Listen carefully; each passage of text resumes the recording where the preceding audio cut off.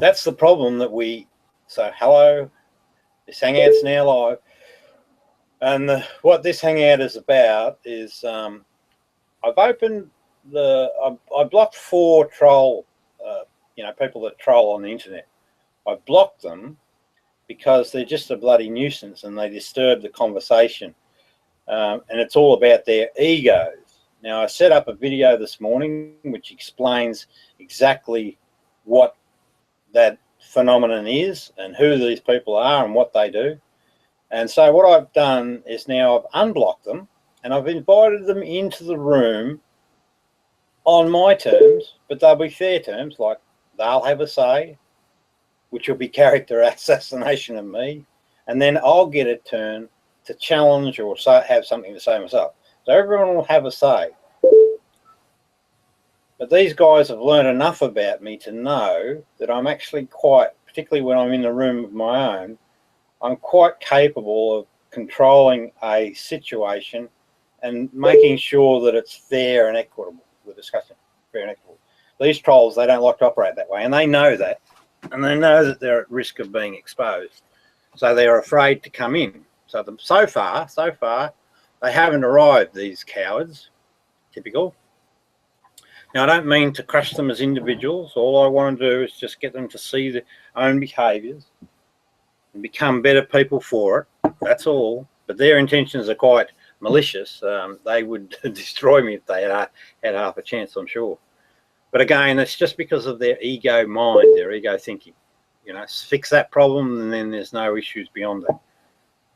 Dan, what were we talking about before? Oh, yeah, it comes back down. That issue about the ego mind being the problem and dealing with it and getting a person to recognize the problem is the whole problem, is a massive problem for humanity. That's the belief problem. It's everything that I've been talking about, and it's a difficult debate to have because people hold, the notion that ego is a good thing to heart. And when you threaten that notion, they react. They don't want to hear it. The ego mind wants to stay in existence. It just does. But you're better off without it. So with these guys, the problem becomes it's always the same problem. Same problem with teenagers, same problem with bloody cranky old bastards, same problem with these guys that get a kick out of hurting others, same problem with schoolyard bullies. It's all, and belief's a problem. All the same problem. The issue is how the fucking hell do you get this ego mind, or a person that has this ego mind, to let it go? Just let the freaking thing disappear and recognize some truths in this world. And this is where we get back to the cognitive dissonance story. And the cognitive dissonance story, at least the way I tell it, is that the mind can have faulty ideas in it. And the mind is also capable of recognizing the truth. And when a situation arises where it recognizes the truth, which conflicts with the faulty thinking, faulty ideas in the mind, then cognitive dissonance occurs. If that statement's true, if it's true, then we could say, if it's true and we can prove that mechanism over a number of series of tests and trials, then we could have a measure or a way of measuring when the mind is being faulty, holding false information. That's quite powerful, because it means that if you then send someone into a cognitive dissonant state, a recognizable cognitive dissonant state, it says straight up that there is a thought in their brain that's faulty. It's wrong. And if you prove that in a test, then you can then test religious folks. to see if they can go. And I've seen it. I've seen them go cognitive dissonant. So, you know, and then that might be a good tool to use to convince people that they're holding wrong ideas. Ideas not based on reality. So that's the theory.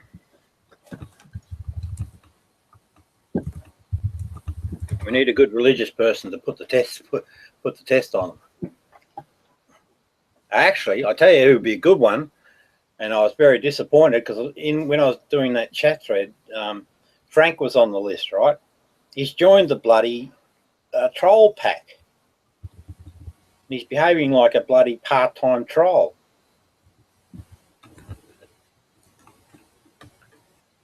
There are 4 instances of things that he did, and I could point out exactly what they are and why he did them, or why I think he did them, to be fair to him, but I'm pretty sure I'm right. But that was a big disappointment, and he even did it at a professional level. The behaviours that these guys were exhibiting were obvious. You know, it was ego, very obvious ego behaviours, and he actually he validated that behaviour. Now he's a behavioural analyst. So he shouldn't he shouldn't do that sort of behaviour. Now, these guys, what their strategy at the moment is to shut. They're not good at keeping secrets. They're trying to shut me down. So when I, in the chat windows, if I type something, they just quickly spam that thread with a whole bunch of text so that my text floats up the side. I don't give a shit about that. But which is unfortunate, I might have to give up early. I said I'd only try it for so long, but I'll before I give up, what I'll do is I'll try other forums and other groups away from these guys, and I'll just totally block them out of the horizon. So I'm not sure how much they can influence, but they're certainly making a strong effort, no doubt about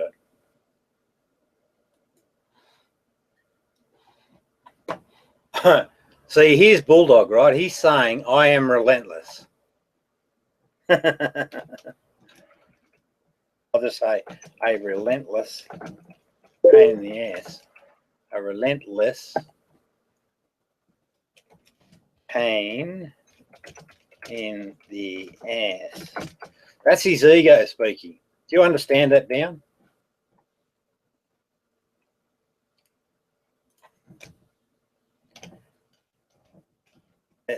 Someone saying Bulldog is a bulldog.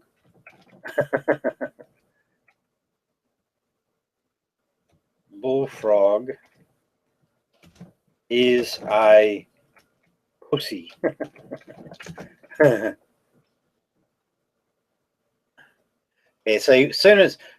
they're doing what they're doing. Is that the chat? Hang on, I'll get what they're doing down is they are avoiding this place like the plague. Now, when I get out of here, I'm going to block them all again. It's only going to be on my terms. Oh, hey. What are you doing anyway, Dan?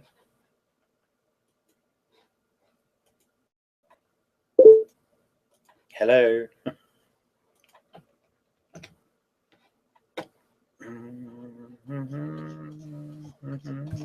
Yeah, Rob, I'm still here. I was making a phone call. Oh, okay, mate. No worries. I think you should just leave this open for half hour or so, and it'll prove once and for all about the trolls are cowards because they won't show up. Yeah. Here's a coward. Come play, bulldog. Bullfrog. Bullfrog. Come play, bullfrog.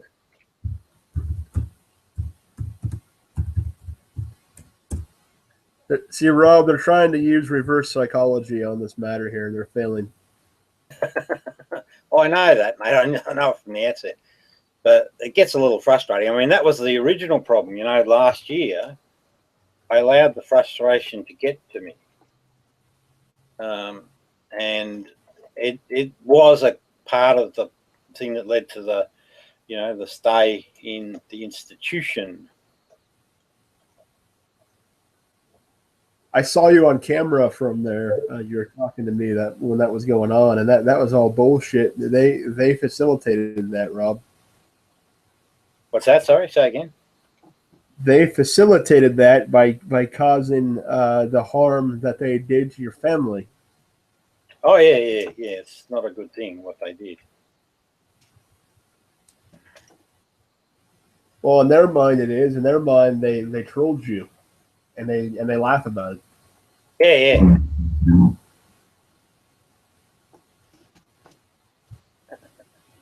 Yeah. Pussies.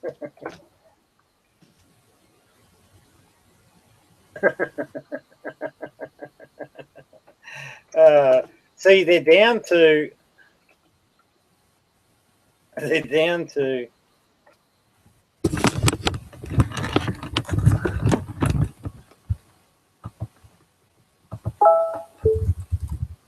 Is that anyone dropped in or? I think somebody just. Okay. I think that's just the trolls sending messages. Oh dear, they're hopeless. Fair income. But see, they don't understand. They just don't get it. That all of the way they react to everything that I do shows that they are these trolls, and they are they are behaving with a big ego mind. Hang on, there's a guy called Toasty who I'm trying to get in the room.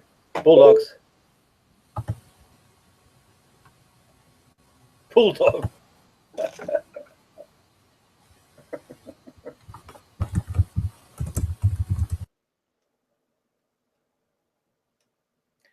So what they're doing, they're just trying to silence me. Bullfrog.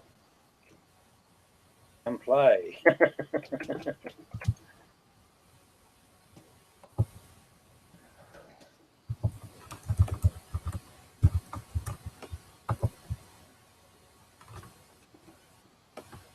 They don't even want to let anyone else come in.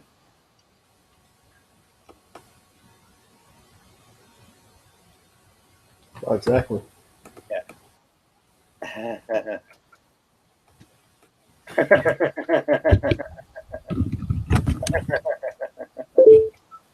They think that they can control your house and your rules, and they're in for a big surprise. Yeah, well, that's right. They'll end up getting kicked. Well, in some ways, though, Rob, but you kind of let them exhibit this like animals at a zoo. That's all they are. Let them exhibit these behaviors. So people can see them for the true nature. Oh yeah, but equally important that they see themselves for who they are. Yeah, it's almost like putting a mirror in front of them so they can see for themselves. Is that link not working?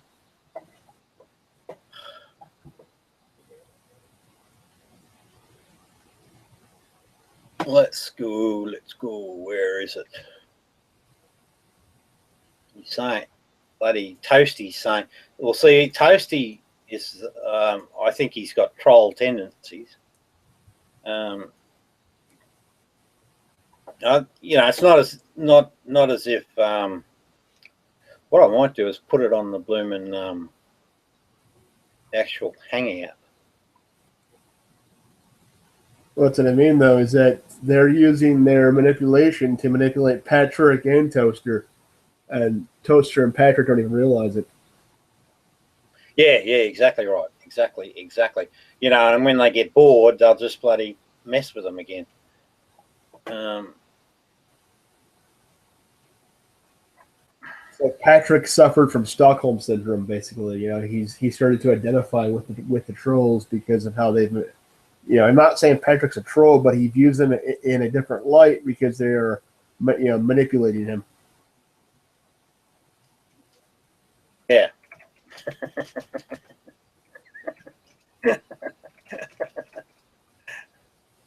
Dear.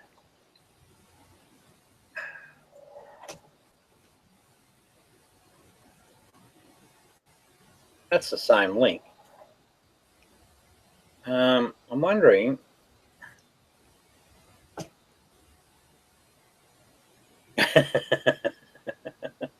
Yeah. Oh. Dear idea. Hey, what do you think Patrick's issue is? He's got a problem. I know it's ego based. What do you? No. Sorry, go ahead. I was just asking. What do you think? What do you think the problem is?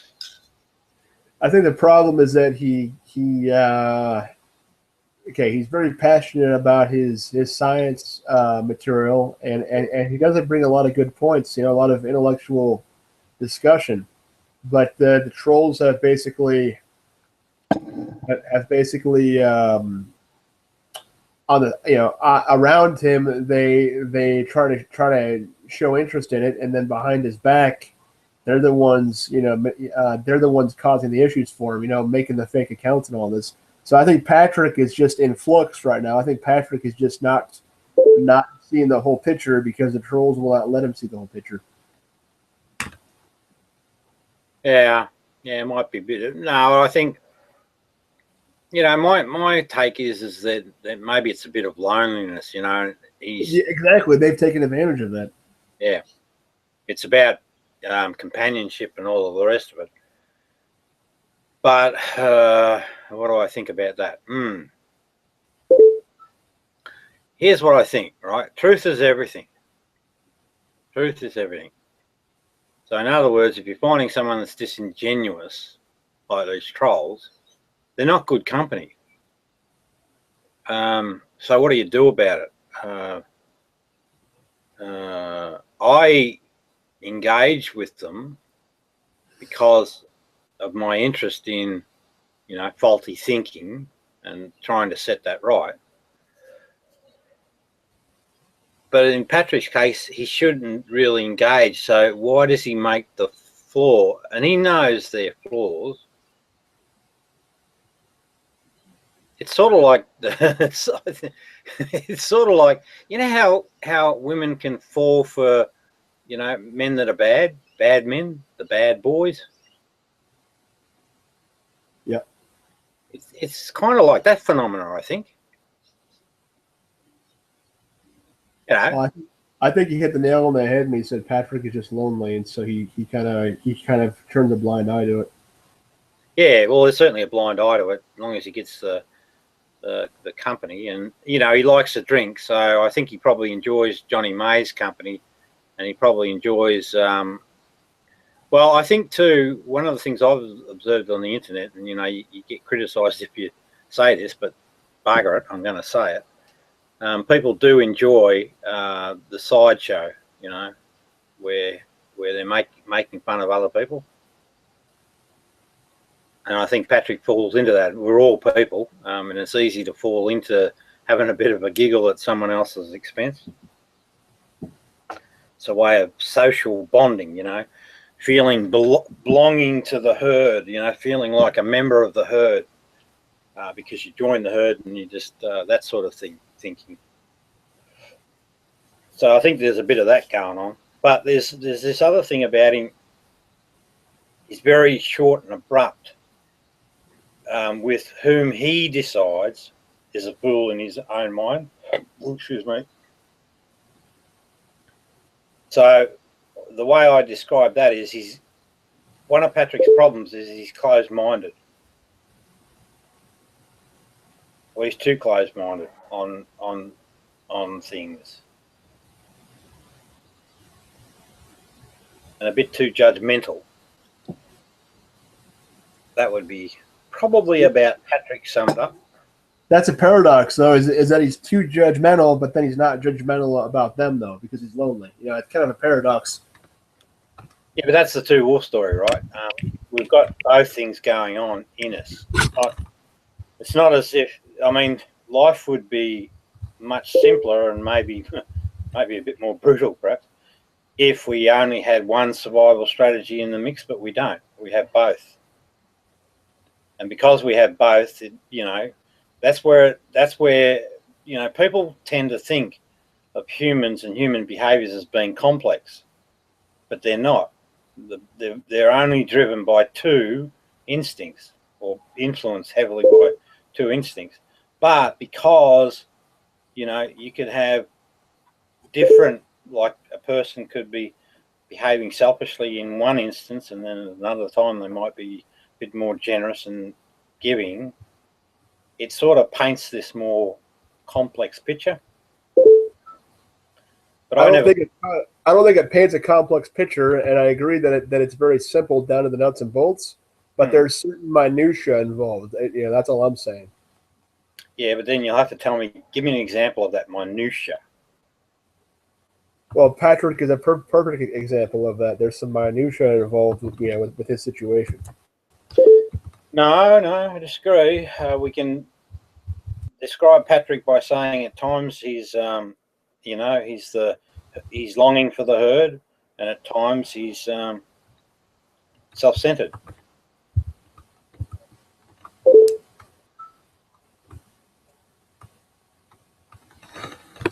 So, Bullfrog is typing that you're having a mental breakdown.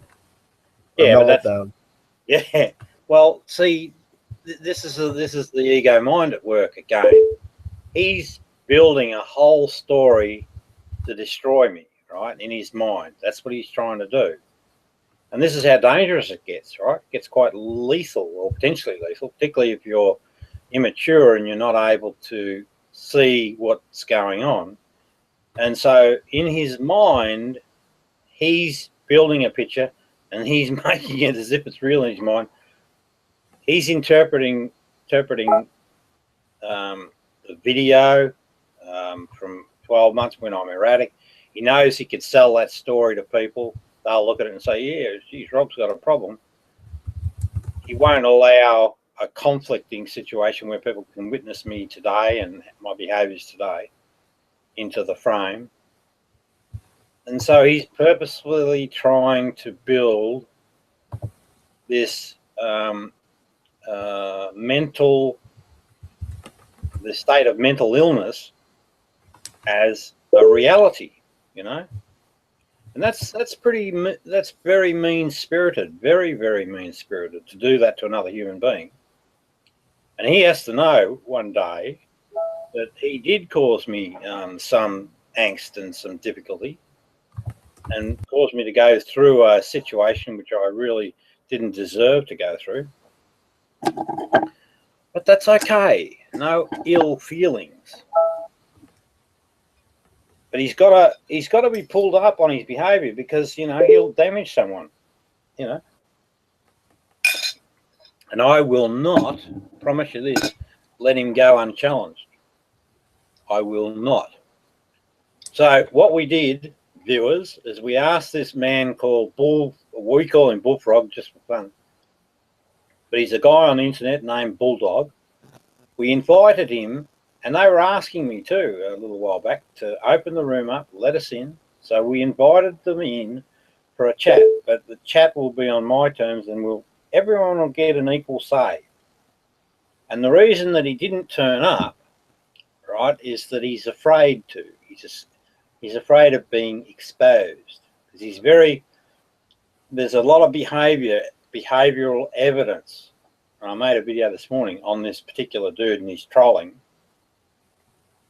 So he's very exposed at the minute. So he's fighting for his ego's survival. and a guy called Vladimir. He uses the name Vladimir Putin. Troll. These are trolls that we have on the internet, and so I'm taking them to task, and I'm giving them an opportunity to come along and have a chat out in the open, but in a forum where each party can have a voice. Hey, that means, Dan, that I'm going to have to speak first, because if I allow them to speak first, and they'll push for it, right, they'll have their word and then try and find a way to get out of the room. It's sort of like cats on a hot tin roof. Oh, hello. Patrick, how you going? Speak, Patrick. I'm listening to your fucking bullshit. That's how I'm doing. Shut the fuck up, you fucking wacko bullshit. Okay, Patrick. Shut your mouth for a minute. Hang on, Patrick. All right. Yeah, you see there how Patrick got upset? That's his ego mind being manipulated by the trolls. No, it's more than that. What happened is the guys would have made sure that Patrick was witnessing this, and then they would have told him, or they would have told him what was being said. Hello. Speak. He's okay, Rob. He's harmless, and he's a very intelligent chap as well. Yeah, okay. How are you? Welcome aboard. I'm doing all right. Yeah. What this hangout's about is I've been trolled for quite some time. Probably goes back 12 months, doesn't it, Dan, really, realistically? And I've invited the trolls into this room to sort of have it out man to man. But I'm controlling the room, so it'll be, each party will be given time to speak.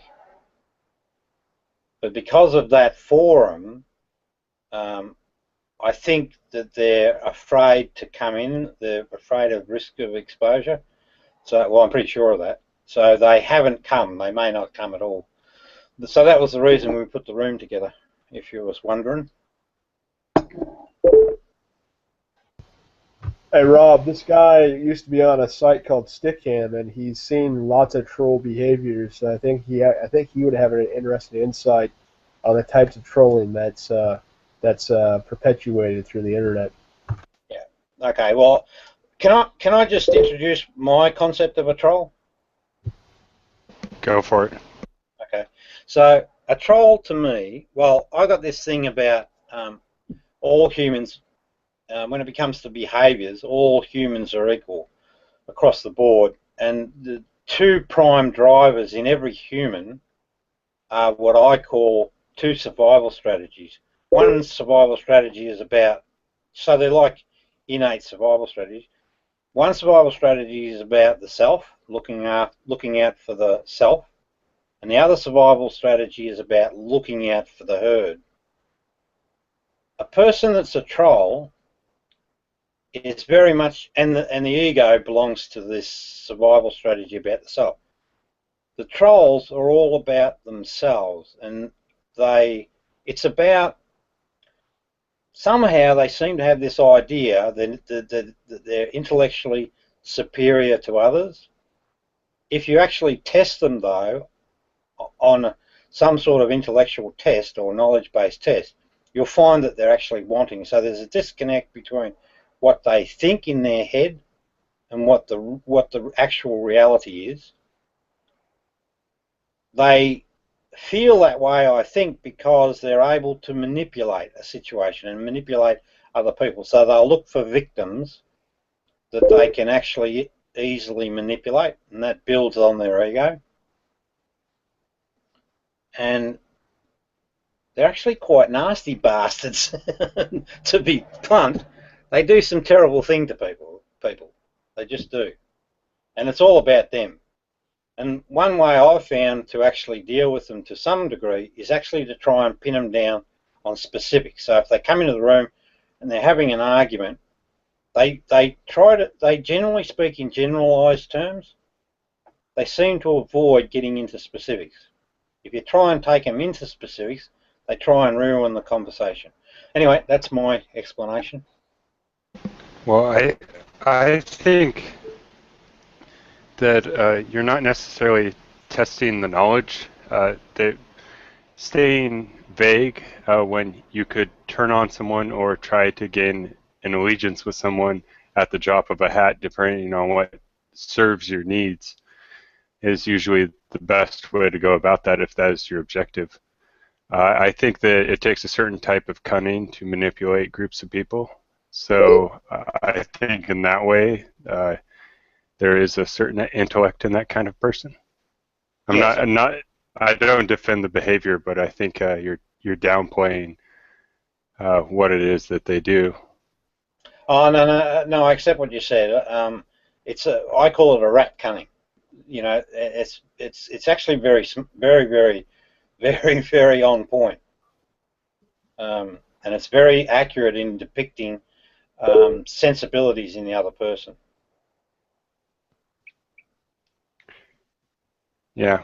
I mean, I get called a troll all the time, and I even call myself one because I don't really want to argue about that. It just saves more time if I just say I am one, then we can move on. Yeah. Too true. Yeah, well, anyway, these guys have caused me a little bit of harm, but you know, even though they have, you know, I don't hold any grudges or anything.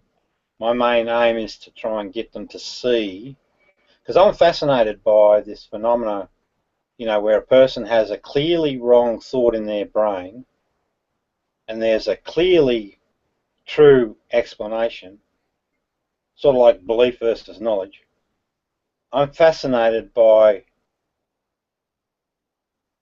you know, bridging that gap, how to find a way to bridge the gap so that the person actually does see the truth. Do you mind sharing what you haven't really told me what kind of harm has happened? Oh, okay. So 12 months ago, I wrote a book, right? It's called What Is This Thing Called God? And I came onto the internet to use this forum to try and get some sort of promotion going. And, you know, it was a 2-year effort, and I was very, very pleased with the work. I thought it had a lot to offer. But I unfortunately ran across these trolls, and at the time I didn't realise these behaviours and how they worked. And so they were playing me, you know, they were giving me generalised criticisms. They would never go into specifics. And that frustrated me because, you know, I said, no, hang on, I know what I'm saying, I've done the research. But I could never get them to get into the specifics. So I was always felt that my position wasn't being heard. And over time it got, I got more and more frustrated. And I ended up, an incident at home, I ended up being diagnosed bipolar, and ended up in a stay in a psych ward. Now, and now I'm on lithium, right? Now, I knew that, well, I felt confident that I didn't have that issue. I just felt it was just me being frustrated beyond measure. When I was at the psych ward, so I've got a group of people around me. I was very level-headed. I didn't go through any mood swings, and I could see clearly what was going on with these people. I'd have a talk to them. I was able to calm them down if they got upset. And I eventually got a hearing before a panel, and I was basically exonerated, and I was allowed to, you know, return home and under no medical order, under my own. So it was up to me to decide if I wanted to take medication or not. I decided to keep going with the medication. Oh, sorry, I laugh. Patrick's still fuming. This is a good thing, Dan. This is a good thing for him. He needs a kick in the pants, so he's got it. So on reflection now, 12 months later, I'm a little bit wiser. I've learned a lot of stuff. And I reflect on that experience as probably worthwhile in the sense that it was part of me learning a lot. But I now know with high confidence that these particular guys are responsible to a degree for that stay in that cycle board. So that's what happened. I don't get quite all the connections there, but I can kind of understand what you're saying, and I can understand why that would be terrible. Well, it's not I a would, place. Oh, nice I would place. not. Yeah, I would not want to. Well, the problem is if someone doesn't need care and they're being given care, then it's kind of diverting resources away from those who need it, and that's bad to begin with. And putting someone through anything that's unnecessary is bad. Medicating someone who doesn't need medication, where most medications have side effects that you take as risks, is bad. I mean, all around not good if that's the situation. And I know what it's like to be considered, for lack of a better term, crazy. Yeah, well, exactly, and that is the phenomena that's probably a penny. But don't worry, I don't concern myself about that. If I had a concern about that, I probably wouldn't. I'd probably try and hide the story. But I just run by the principle now that it's better to be truthful in all circumstances, and so I'm comfortable with me and that. So if people calls me crazy, that's their call. But what I would do is I'd just ask them to, is there any way you can prove that? And of course they'll come up with some story.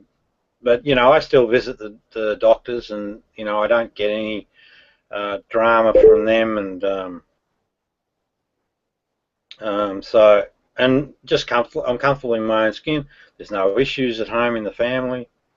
So all is well, one hopes. But there were, yep. So the lithium that I'm taking, and I still take it because I'm afraid that if I don't, it might cause a condition, has given me sort of a skin rash all over the body. So, that was an unfortunate side effect. Sorry, pardon me. Well, I was just, your body, do what you feel is best. Well, I've got no control over it. I mean, it's there. I've been to the doctors, and basically it's application of cream. Well, you're told you don't have to take it, though, right? I mean, that's your control. Oh, okay. And with its own risks, I understand. But, I mean, your body, you decide which you rather attempt going off of it or live with a rash. Yeah, I understand what you're saying, but I take the doctor's advice, so I'll just run with whatever they say.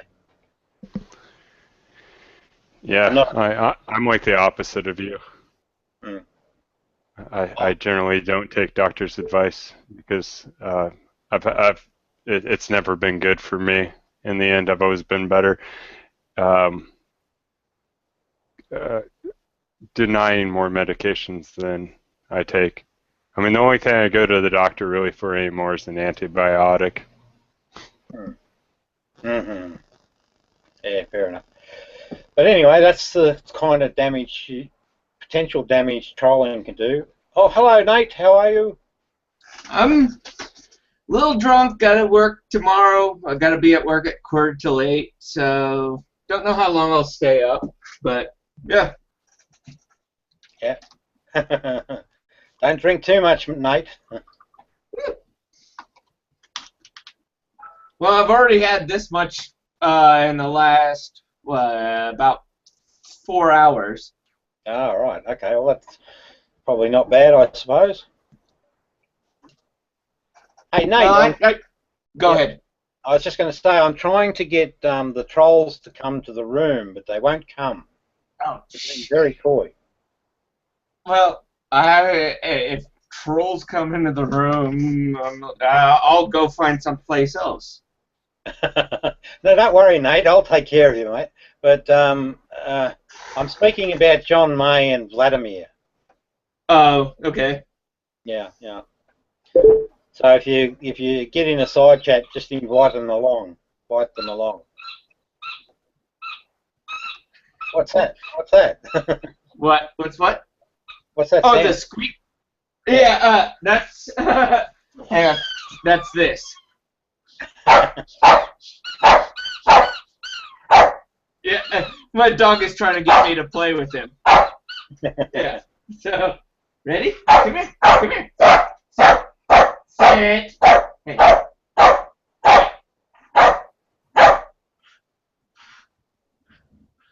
Ready? Yeah. Sit. Wait. Wait. Go. Go. Hey, the book I wrote, Aberan, was it's an interesting take on religion. It basically says that Jesus is real, but God's ain't. So it's not. That's well. I was gonna. That might be. I mean, I could kind of. Yeah, I don't know. Yeah. I spoke up before I even had a whole thought in my head. So whoops. Well, you're far from the only one that does that here.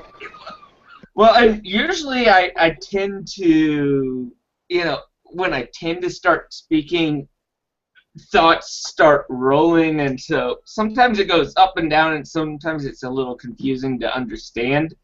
But there's always a line in the logic. The line might go like this a little times, but there is a line in the logic. Yeah, I don't have any trouble understanding you, mate. Yeah. Yeah. So I wrote this book, and that I think in itself was probably a part of, or a bit of the catalyst, because it's not a concept that you hear quite often.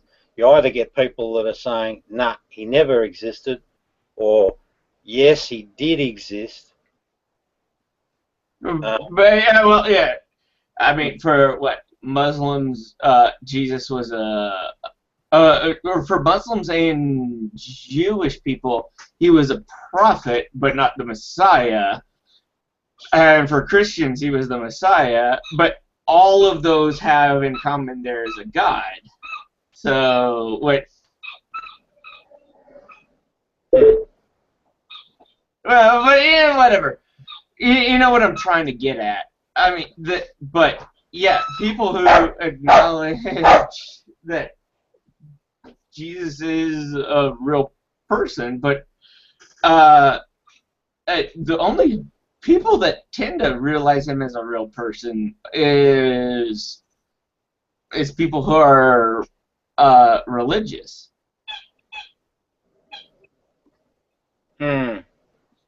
So saying, yeah, Jesus is a real man, but there's no God. I mean, that's a kind of that's like saying yes and no at the same time. So it's a no, yeah, no. I don't know. I mean, that's kind of how I kind of feel about that statement. Yeah. Yes, no. Win and loss. Yeah. Well, I mean, but like is okay. I can agree with you on these points. Other points I can't agree with you. So that's where you get a no. Yeah, and I get lots of no's. Because I actually see in Islam they talk about a thing called the Injil, which is basically the gospel of Jesus, right? They hold the view that this gospel of Jesus existed and it was corrupted in the Bible. I tend to actually agree with that position, and I think I know what this thing called an Injil actually was.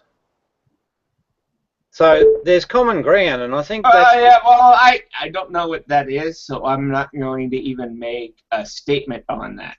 yeah. Because how can I make a statement on something that I have absolutely no knowledge about? I mean, some knowledge, yeah, I could make a statement here or there, but absolutely no knowledge of a subject, yeah, how can I make a point? How can I form an opinion on something that I've never seen, never watched, never heard of, never read, never touched, never tasted? Yeah. Yeah, that's interesting, Nate. I'm wondering, do you want me to share this Injil with you, this Gospel of Jesus? You could. Well, I mean, I'm guessing it's a whole book. It's just not like. But yeah. No, it's you'd have to share it in like PDF format or something. no. It's a link. I can give you a link to a website, and you could read it off there. It's called classically the Gospel of Thomas, but it's not the Gospel. Okay. It's not the Gospel of Thomas though, because if you look at its structure, it's just 114 Jesus sayings. So it is really more accurately a Gospel of Jesus. Well, Wisdoms belong to Jesus, not to Thomas. Well, I mean, if you just take anybody's words, what people remember and write them down, and just only make a book out of what they say and what people remember after they died, there's going to be all kinds of shit that's wrong with it. No, you're not right in that assessment, Nate. If you actually are able to interpret every one of the 114 sayings, it actually delivers on the Enlightenment experience. So it's a complete document in that regard.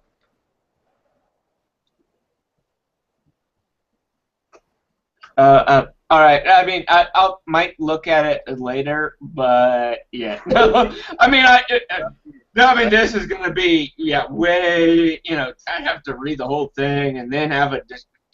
Not gonna happen tonight, obviously. No, that's true, mate. No drama. But Nate, here's my take on you, Nate, and I don't mind speaking to people about how I see them. Okay. Yeah. You're more directly. You have a much purer, direct relationship to reality than most folk. Really? No, do you know what I mean by that? I see things most time without bias, without emotion, so it's more directly as things are. Yeah, that's what I'm saying. Holy shit, I got that right. Exactly. I just made that fucking shit up on the spot. But is that true about you, though? I would say it's probably 80% right. That'll do. That's 80% of how I see the world. Yeah. So in your life, then you probably have some views on what causes people to do what they do. Yes. Well, and I see that emotion drives a lot of people to do insane, stupid things. The they're like, the woman that gets beaten by her husband, and she's like, no, I love him, I need to stay with him, but he still beats her. I'm like, how in the hell do you just not fucking leave? That's right. The solutions are sometimes so simple, aren't they?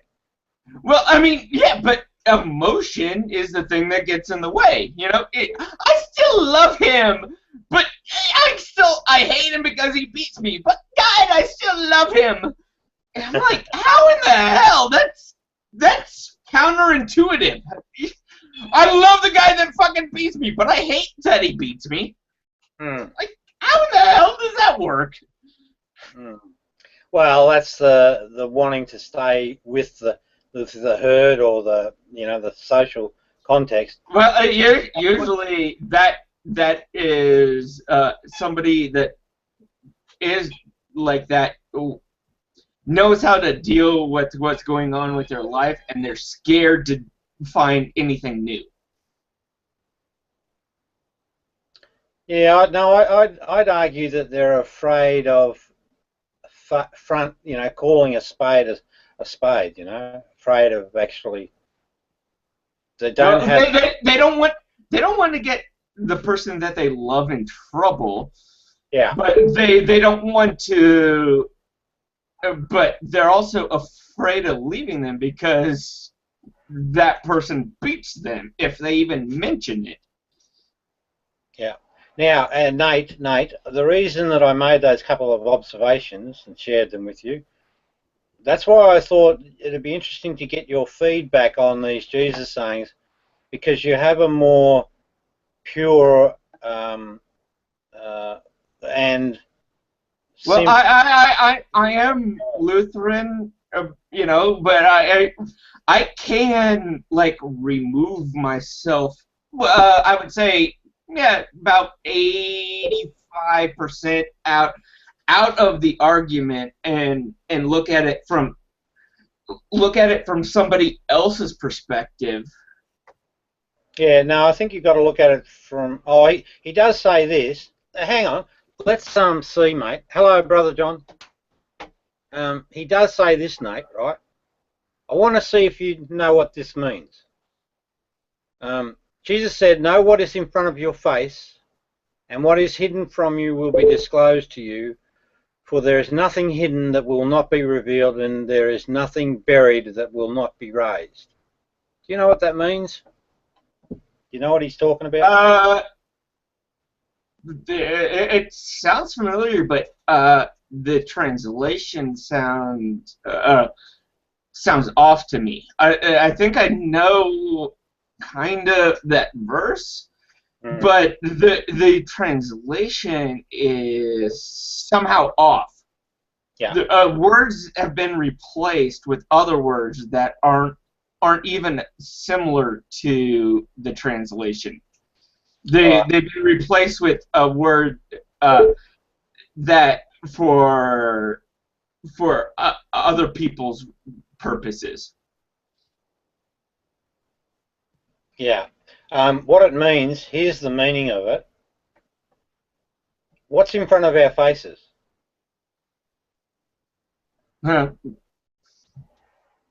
Everything. Computer screen? No. This was written before computer screens existed. So That's right. The world, yes. The universe, the world, yes. Stand corrected, brother John. The computer screens didn't exist. Good pickup, Nate. No, what it means, Nate, is this. What's in front of our faces is other human beings. Right? The world, sure. No, but humans in specifically is what he's talking about. And what happens when we start to observe, and we actually become quite good at this, but we're also good at being hypocrites. We actually become quite good judges of that person being a good person, that person being a not so good person. So if we observe people, we learn about ourselves. Oh yeah, trust me, I know all about that. I thought you would. Anyway, mate, I put the link in the sidebar, so if you want to take it some time and give me your feedback, that'd be brilliant. Okay. Hello, brother John. What's up? Hey, Rob, how you doing? I just listened to interview on the Thinking Atheist with Richard Carey. I posted a link in my profile if anyone's interested. Oh, okay. Okay, yeah. I'd be interesting. I'd love to have a chat with that guy one day. Give him a different perspective.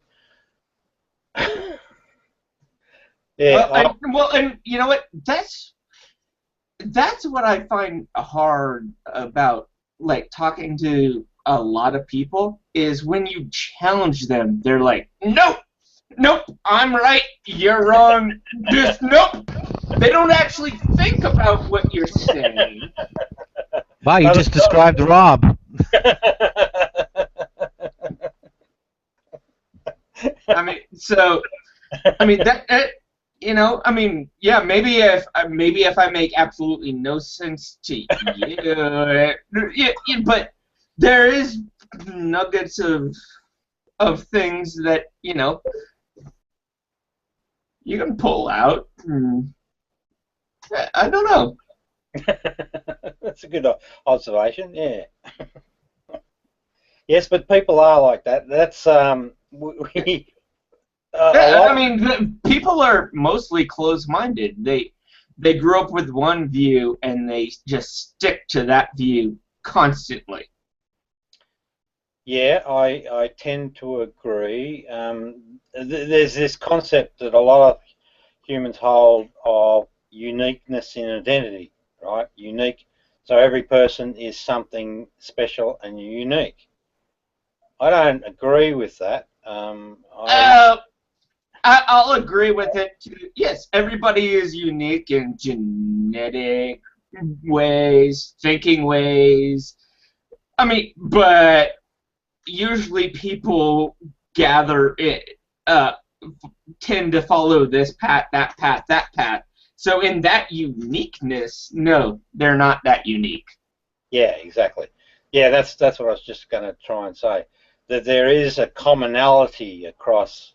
Yeah, across the world. I mean, you can find somebody that agrees with you completely across the entire world. You know, thanks to the invention of the internet. You know, and be like, holy shit, that person agrees with me. You know, 95% of the time.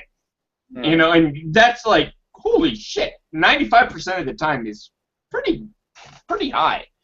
Yeah, yeah, exactly. Well, I mean, there's other similarities too, like the organs, the lungs, the hearts, you know, all those aspects of the body are pretty much the same. Yeah. You know. Same thing in monkeys. Or monkeys, chimpanzees, higher apes, yeah. Yeah.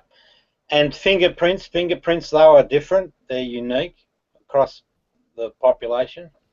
So, you know, there's a bit of a two bob each way, but yeah, I mean, that's why I'm saying, yeah, not everybody is unique, but in the long run, people who don't think for themselves aren't unique. Yeah, I agree that that's important. You should become master of your own vessel in life. But here's the thing, Nate, the realities are constant, so no matter what the persons are, the reality... You know what, I had an argument with this guy the other day about what is reality. Yes, I know. Yeah, oh yeah, were you there? Well, I don't know whether it was I the one arguing with you. No. Well, maybe you were, I don't know. but if you have no sense of smell, no sense of taste, no sense of hearing, no sense of sight, what is your reality compared to, you know, somebody who has all five senses, and say somebody has two senses gone? Their reality is slightly different than your reality. No, but the reality is not different.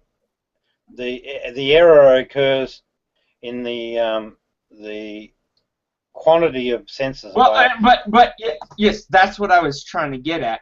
Was if there was a being with seven senses, we'd be blind to some of those senses. I mean, like I made an argument. How do you describe blue?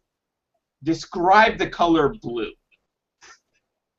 To describe the color blue to a blind man.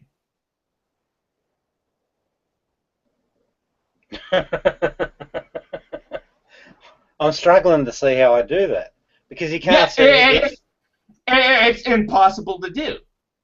I mean, just also, you know what? Even describe the color blue to a sight person. Yeah, but hang on, Nate. Describing it to a blind person is a pointless exercise because whether you describe it or not. Well, yeah, but that's a sense.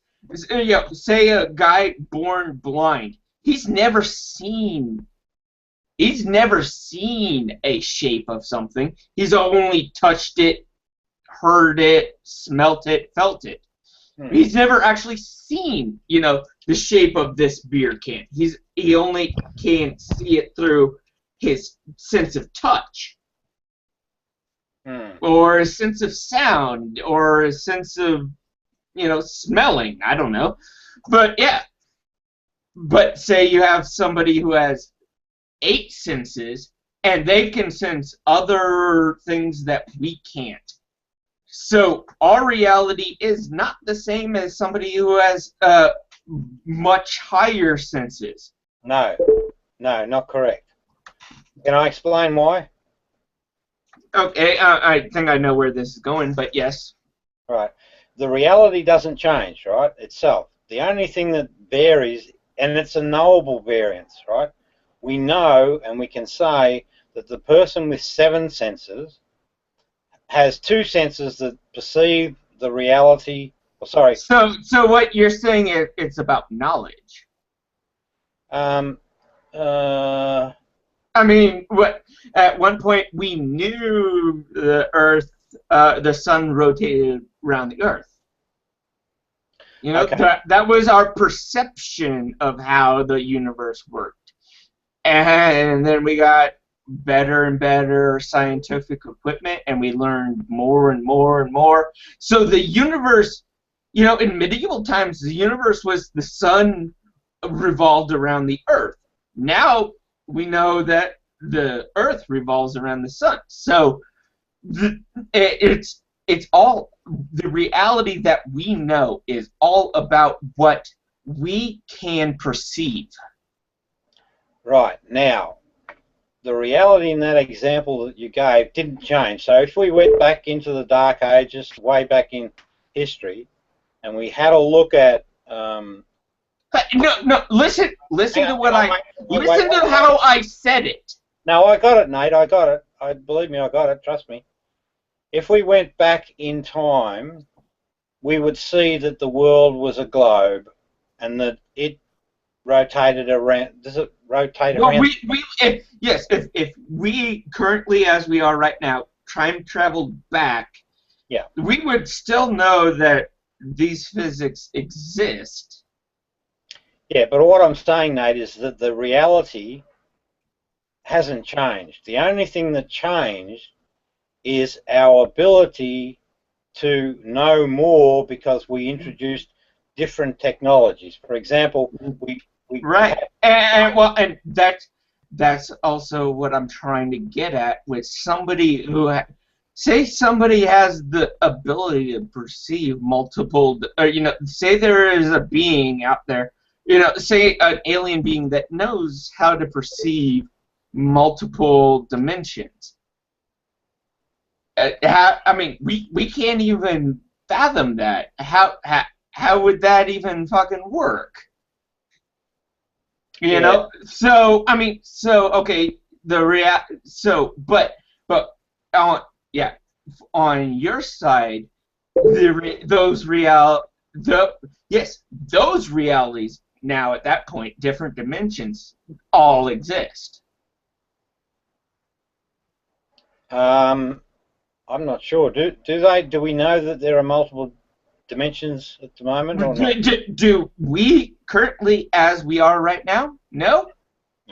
No. Well, we don't know. We have theories that there could be possible, but I'm saying there's if there was a being, you know, an alien species that could see 12 dimensions or 7 dimensions or 56 dimensions, I don't know, you know, that, you know, or perceive that many ways of sensing, you know, it would be our reality would look like an ant crawling around on the ground compared to what we know as humans. Yeah. But would we be wise to live our lives based on that theory, or would we be better to just work with what we've got and what we know? Can you repeat that question again in a little bit better? So, yep, okay. So, assuming that there is a possibility of multiple dimensions, Okay. right? Do we then live our lives based on that possibility, or are we better off to just work with what is known?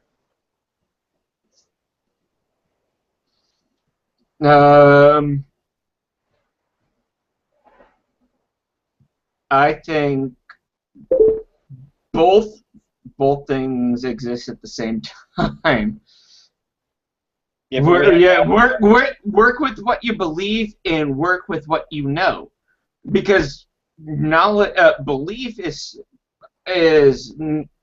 has nothing to do with science fact, and what you know has to do with science fact. So, I don't believe that science and religion are two separate things.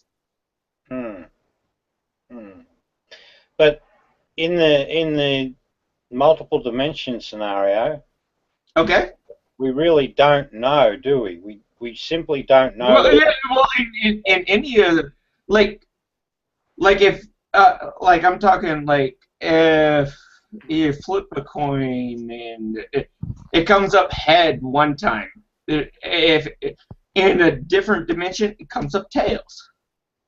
So you made a choice, and now reality split. But we don't know that that's true, though. We haven't proven it. No, we don't. Yeah, that's right. So no. Yeah. You're not really talking different dimension. You're talking like a different reality. Time stream. Like a multiverse. Well, no. I'm talking about like time streams that work in tree fashion. So when you make a decision to go left versus right, yes versus no, then when you make that decision, it splits off.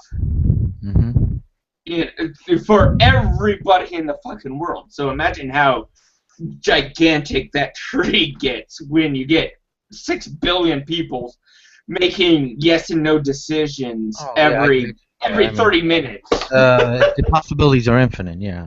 Hey, well, hold on a second. Fox, what do you think of this whole Schrodinger's cat paradigm that Nate wants to posit here on the topic? Well, I haven't really been listening, so. Well, it is the quantum mechanic theory. Yeah, once something. You don't once something is. Once something. Okay, but. Nate, you're showing your lack of fundamental science. You threw in a term called quantum mechanic. What? Well, fuck, I'm drunk, so fuck you. Just because I didn't say the word exactly right, you fucking knew what I fucking meant. Settle down. Hey, I want to put a different spin on this discussion, if I may. I had a question when you had a chance. Yeah, well, you go first, Brother John, go ahead. I'm sorry? Your turn, mate. Oh, yeah, I had a question from the Gospel of Thomas. Okay, since you do believe that this character Jesus is real, yeah, you believe the sayings he said are true, right? Yeah. I prefer to use the term that I know them to be true rather than use the term believe. Okay, you assume them to be true. Yeah. No assumption, because I've lived a life experience. They're validated. Well, there's no way of me knowing that you know them to be true, but I'll Well, just take your word for it that you believe that interpret them, you and believe you you'll know get the same to be true. experience. Sorry, go on. Well, yeah. Any case, it's number 15 then. Yeah. Number 15 says Jesus said, "When you see him who was not born of woman, Yeah. throw yourselves down upon your face and worship him. Yeah. He is your Father, capital F." Yeah. Now, I find that with what you say, well, a couple of things you say. You believe these sayings, but you do not believe in a God. Yeah. But here it seems to imply, through the words of worship and capitalization of Father, Yeah. that a God the Father is implied. Yeah. Understand? If you to complete this answer, let's also include saying 3. Saying 3 says, Jesus, if your leaders say to you, look, the Father's kingdom is in the sky, then the birds of the sky will precede you. If they say to you, it is in the sea, then the fish will precede you. Rather, the kingdom is within you and it's outside you. That's a term that he's using the vernacular of the time, right? But he's talking Right. he's talking about the nature of things. The kingdom. That Hang at on, the time Nate. that they couldn't understand. Nate, hang on. Kingdom is within you and it's outside of you. So it's not just about the human condition.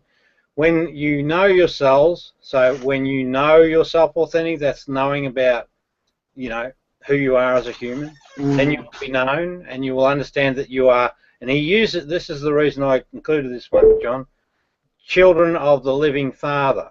So he uses the term children of the living Father. But if you do not know yourself, then you live in poverty and you are the poverty.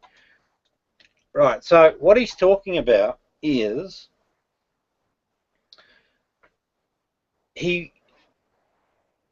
when 15, so to come back to And 15. the Father there is capitalized as well. Yeah. When you see one who is not born of woman, well, who's not born of woman? Now, let's think of it from an atheist point of view. Oh, did we lose Nate?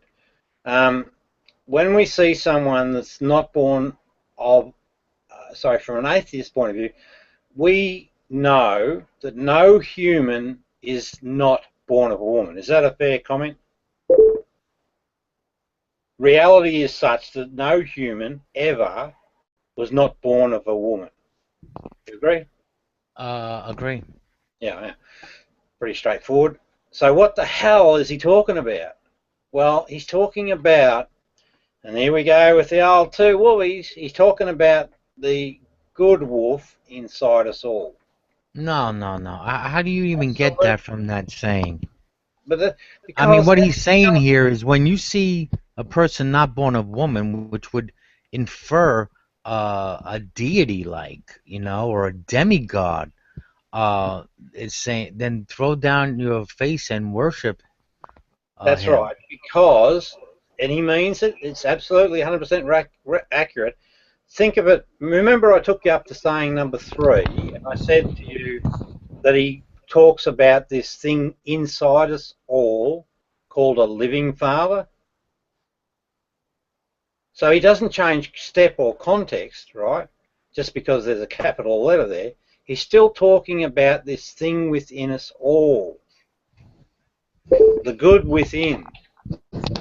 Now, it's true, John, now you might be able to relate to this.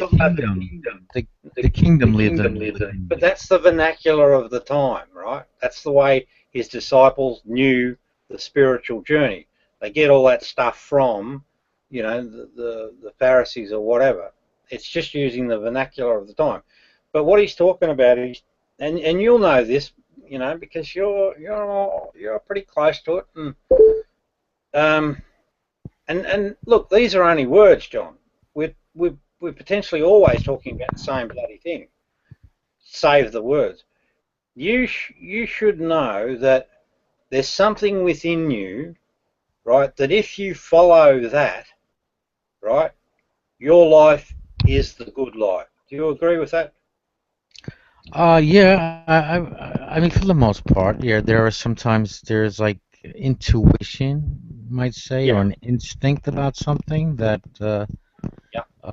you know, that I should, And sometimes I you feel I might, should follow more often. yeah, well, that's right.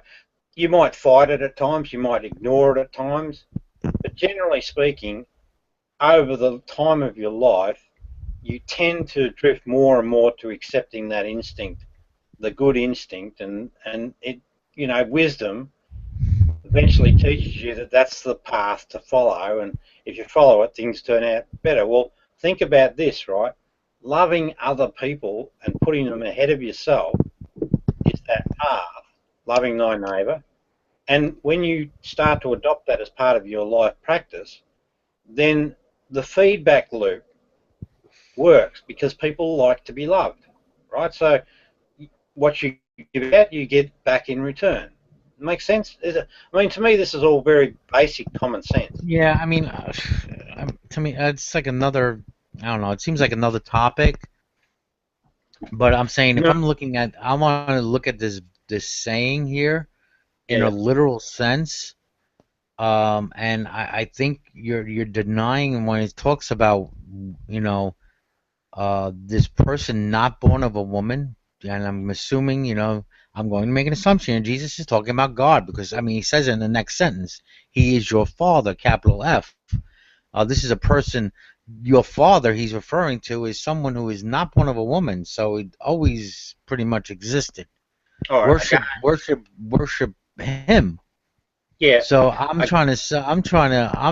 asking you, do you not see a conflict with these sayings of Jesus that you hold to be true against your atheism? Realism. Okay, now I'll try again. And I'm let me try. Let me try again. So it's true to say that no human. Well, I hold it to be true anyway. I'm interested in your view that it's true to say that no human is born without, you know, a woman, or born not. How's it go? Not born of a woman. born of a woman, yeah. Yeah, There's yeah. no human that is not born of a woman. That's a fair Right. comment. So that would make them not human. Now, right? Do you think that there's something, an entity outside of the human, right, like a god? Do you think that's real in your worldview? It's certainly not in mine. Well, my concept is that there's a source of all, a created, not necessarily a personal creator, but in any effect, a source or an energy which everything comes from. Some would say the ground of all being, Yeah, the source of all. yeah. So, apart from the vernacular, is that any different to what you're saying when he says, find something that's not human or not born of a woman, right? And when you find it, worship it. Well, it doesn't say it says him. He goes on to describe that it's him and it's your father, capital F. So Yes. he's clearly saying that, it's about a father God. No, it's not. We go up to saying I don't know how three. you not see that. I don't No, know. you're Is anyone ignoring. else not seeing that? Hang on, mate. You're ignoring saying three. You're not ignoring saying three. Saying three is very clear. He says, "You will my question was understand about that you are 15. children of the living Father, which is inside you and it's outside you." So it's not an entity, separate entity called God. You can't have conflict sayings. You have to be consistent. When you apply the two wolf story, right, you end up with the good wolf inside us all, which is the voice we should follow. So now we're in harmony with the indigenous people. Jesus is saying it's within you. If you don't follow it, you live in poverty. That's the paradigm of the ego mind versus the... So it's all the same. There's nothing different here. You're getting caught up on semantics because maybe you don't like the idea of, or you think, no, what you're thinking is that, hang on, Rob, you're not seeing... No, we both don't like the same idea, Rob. We both don't like the same idea, and that is of a Father God outside of us. Outside. I mean, it says, you know, in 3 it says, when you know yourselves, then you shall be known, and you shall know that you are the sons of the living Father, capital F. Well, I don't bother with the capital F stuff. I feel very comfortable that I know exactly what he's talking about. You know, now, you said you feel. That's not reliable. Well, I've had a life experience, so I'm comfortable that it's right. Experience is subjective. Not the... Hold on a second. It's not always subjective. Now, experiential data is used in certain studies. If you're going to test out gum, you have to use your experience of that gum and how it tastes and how it reacts, etc. But my experience will be different from yours. Not necessarily. There might be similarities. Hang on a minute. But your very taste, your likes and your dislikes are going to be different. Brother John. The sense organs do not vary unless there's some explainable reason. The variation occurs in the mind.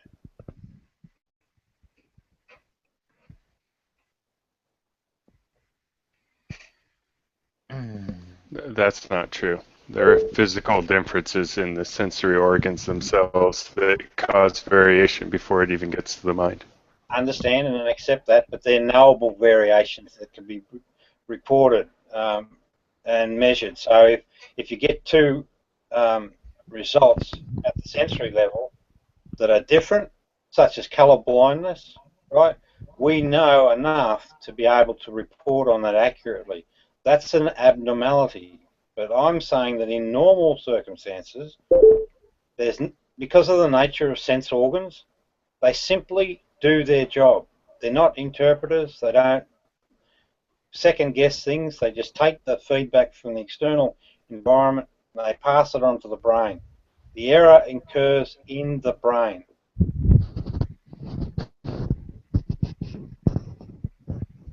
That's why beliefs aren't, you know, if we lived in a world where we trusted our sensory perception, or basically by extension our science and knowledge, rather than any ideas that we held in mind until they were proven, we wouldn't have religion. And it would be the right way to live. It would be the right way for a person to live. It's sort of like, you know, the Zen stuff, you know, living in the moment. Hey Rob, Bullfrog claims that Brother John has him blocked. So I don't know. Do you want to explain to Brother John the purpose of the hangout? Yeah, it's okay, but I'd rather respect Brother John. Brother John, what this now? You don't have to do a thing, mate. It's not. Oh, I know. Yeah, okay. Well, of course you do. I'm very well with that. That's right. Tell me to get started. No gun to my head. Now, the reason the hangout was set up was I decided, like, I've been blocking these trolls for 4 days, so I decided it was high time now to have it out in the open, but in a forum that I controlled, so that, you know, I could demand that everyone gets a turn to have a speak, because basically these guys, you know, manipulate the conversations and get everyone worked up. And I invited the guys in, and this was when only Dan and I were in, and I've unblocked them, but of course they didn't turn up, because they knew full well that with me in control of the room, I had a better chance of exposing their behaviours. So that's what Down's talking about. Now, apparently you must have John May blocked, do you? Or? Yes, I do have him blocked. Yeah, that's okay. Leave it that way. I can catch up with them another day. I'm not in a hurry. Well, yeah, I just wanted to clarify live on the air, because Brother John, or sorry, Brother John, Bullfrog or Bulldog was trying to blame Rob and say Rob's a coward. So I just wanted to have it clarified as well. So you don't have to. Okay. Yeah. But anyway, let's move on. Anyway, so Brother John, can you not sort of perhaps appreciate that it might be just the vernacular, you know, like the language of the era, but they're still talking about the same thing?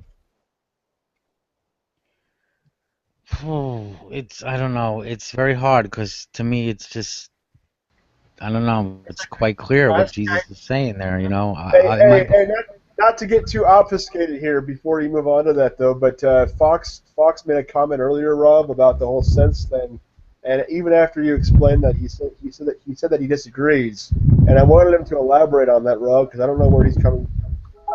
Yeah. Okay. Where you go, mate? I was just disagreeing that an error in sensory inputs has to happen in the mind. I still would say that the sensory organ themselves can have irregularities that would cause errors in perception. But you're talking about abnormality at the sensory organ, are you? Yeah. Yeah. Well, I accept that, 100%. I don't have a problem with that position, but all I want to suggest is that the best measure of reality is the sensory organ, not the brain. That's all I'm trying to say, because it's far more reliable and accurate. The trick then becomes, well, how do you do that efficiently, where you can isolate the sensory organs measurements? I suppose science could do it from the brain, but it just makes perfect sense to me that that's the way we know reality more accurately, by our senses. You know, because we have hallucinations in the brain and we misreport in the brain for any number of reasons. And we hold preconceptions like beliefs that allow us not to see reality for what it is. Just argue with any Christian person and, you know, to see the creativity that comes out of the mind, and because they think it's in the mind that it's actually part of reality, but it's not, you know. And I think it's a fundamental building block to, you know, basically destroying religion or belief, faulty belief anyway. So John, so Brother John, can I see if I can pick another saying and let's have a chat about it? Okay. No, I feel like you're okay. Sidestepping, but yeah, you laugh. Oh dear. Okay, here's a simple one, I think. Now, the question, John, to you is this philosophically accurate, right? Because, so that then requires that you take this information and you think, well, what the hell is he trying to say? You make an interpretation, and then you match it back to your world experience and say, yes, it is philosophically accurate, or no, it's not because of X, Y, Z. So here's the saying. Jesus said, a person cannot mount 2 horses or bend 2 bows. Which one is this? I'm sorry? Oh, it's number 47. Okay. Jesus said, a person cannot mount 2 horses or bend 2 bows, and a slave cannot serve 2 masters, otherwise that slave will honour the one and offend the other. Notice the duality. Nobody drinks aged wine and immediately wants to drink young wine.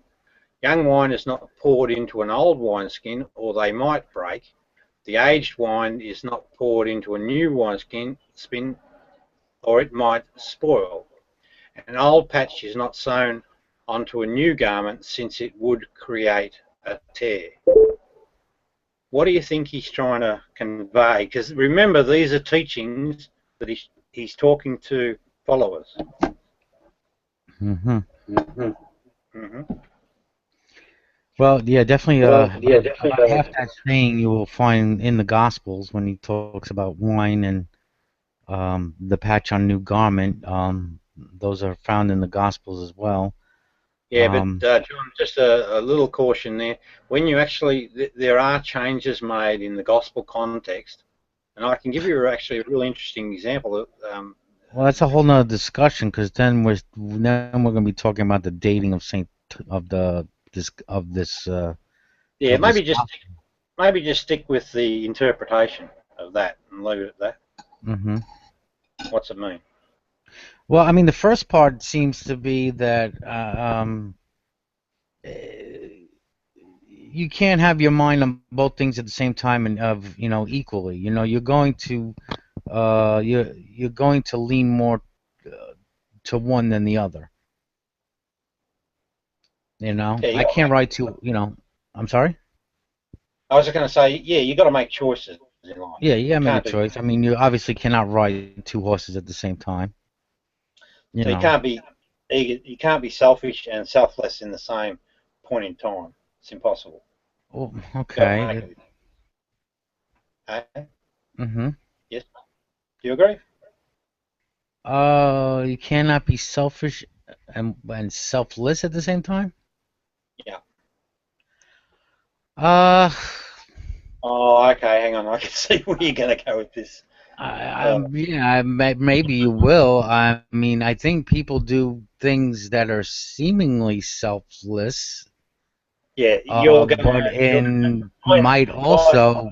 I'm sorry.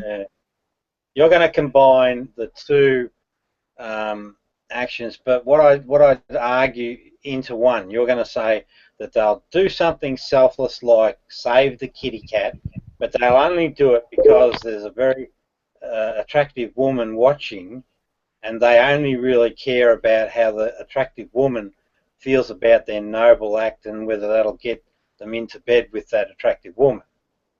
Something like that, or giving to some cause, just to have some kind of name recognition. So they kind of serve two purposes at the same time. They actually do help the cause, and they serve themselves. No.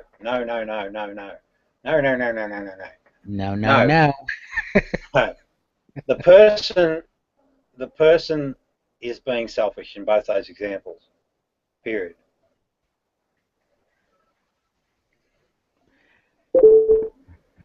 Well, I mean, they wouldn't do the selfless. I know the word selfish seems to have negative connotations, but I don't think it's not necessarily have to be negative all the time. I mean, am I selfish for loving myself or taking care of myself? Am I selfish that I want my needs met? I mean, I would argue I can't give you something if I don't have it within myself first. I can't love anyone if I can't experience love for myself. I mean, Yeah, I'm not sure about that last comment, because I think that you'll find the reality is that love is a very innate thing. It's not manufactured, and it's our selfish side restricts our ability to experience love more often, more frequently. Doesn't your love for your wife, in a sense, serves you? Doesn't it make you feel good to have, say a wife that you love, who's there for you, cares for you, loving her? I mean, it serves you as well. You might even love her because it serves you to some degree. It has to. No, I disagree. I think it's just a natural thing. It's just, I just love my wife, and that's it. It's not an effort, not something I have to work at. It's just innate. So it's not something that requires any mental work whatsoever. No, don't you make a choice? Between what? Loving or not loving? No, but no, I disagree with that, because you don't make a choice. Love is not a choice. I'm just trying to be, as honest as I can be. So.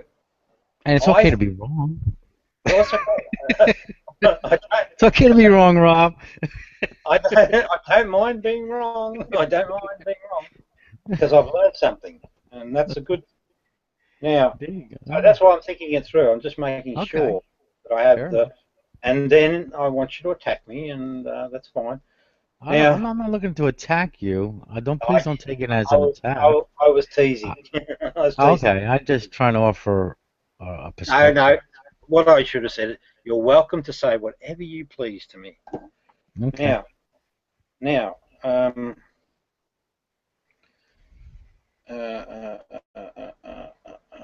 so the way the proper human, right, has these innate qualities. They just do.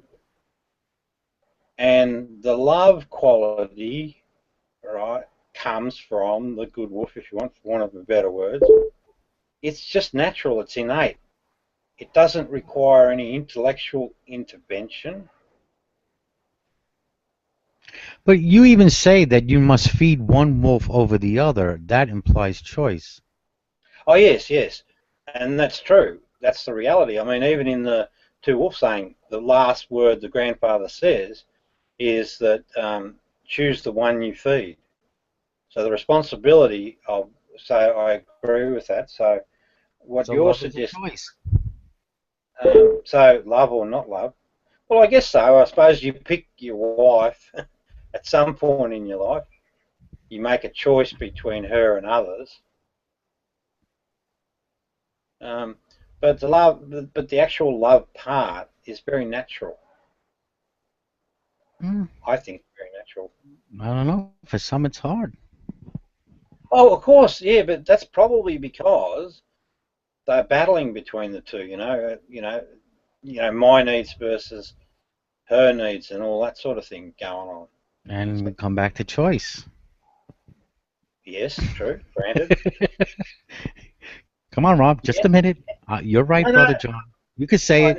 You're right, Brother John. Well, hey, I've never not said choice was part of the deal. But I think hang on, here's the thing I think we might move closer to an agreement on. So granted, when you're immature, there's going to be more choice activity. But as you mature, and if you identify these right mechanics in humans, then, see, I'm looking at it from the point of view of today, right? There's no choice. Like, Sandra's my wife, and she'll be my wife until I pass away. And there's no conscious effort going on. I just, enjoy the experience and the company. So that's what I mean, no choice at the moment. But the choice is always there. The two parts are always there. Always. Always. I don't know whether I'm explaining myself well, but anyway. All right, thank you for admitting that I was right. Thank you. I acknowledge choice. Did I not? Okay. Well, anyway, if we get just back to that saying, what he's talking about there is he's talking about that very fact of choice. You can't ride two horses. So that saying is about choice. So again, we get this mapping back to the indigenous Americans. And why would it not be so? I mean, we're all humans at the end of the day, and these things should be held in common. And they are. So when we get an authentic teaching, wherever it may be, it should resonate. It should talk the same sort of talk. Yeah. If I remember correctly, yes, like in the second part of that saying, in reference when I said it was in the Gospels, if I remember correctly, in the context in the Gospels, Jesus is talking about the Old Covenant and the New Covenant, and that you cannot mix pretty much grace with the law.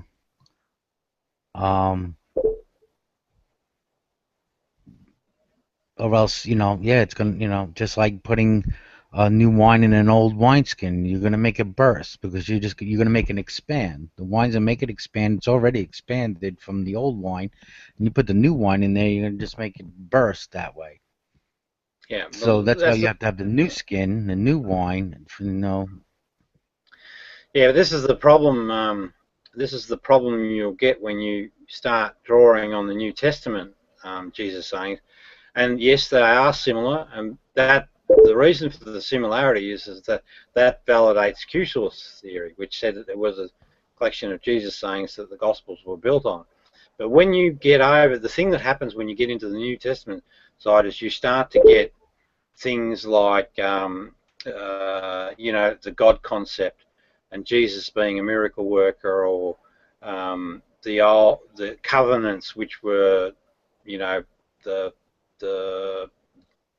think that come from Judaism, but it was basically about the type of religion that was designed for these cults of personality. And you can see when you look at the Gospel of Thomas and you look at what they excluded and how they used the ones that they used out of the Gospel of Thomas, you can clearly see the spiritual differences, because you get information brought into the text, to the wisdoms, that aren't spiritual in any sort of way, shape or form. Not at all. And I'll give you a perfect example to demonstrate that point. And this is what you find in Islam too, same thing. And this is where Frank and I fall out. I'll read to him some text, and I'm quite good on spirituality. I mean, whether you believe it or not, and I can spot quite quickly whether something's a valid spiritual text and whether it's got absolutely nothing to do with spirituality. And right through the doctrine in Islam, you see a number of instances where they talk about stuff which is really just about showing the glory of Allah, right? Which has nothing to do with spirituality, and it's actually inaccurate in terms of its description of the real world. When I showed that to Frank said, but it's all deep and meaningful and you're not seeing the true story. Well, I'm afraid, Frank, bullshit. I am seeing exactly the true story, because I do know what's spiritual and what's not, and there's nothing there to be read between the lines. So let's do an example of how that occurs with the Gospel of Thomas sayings. All right, so here's the saying, and I'll do the same, John, if I can. I'd like to ask you if you could work out what the spiritual meaning is of this saying. I'll just read it quickly. And he said, "The person is like a wise fisherman who cast his net into the sea and drew it up from the sea full of little fish."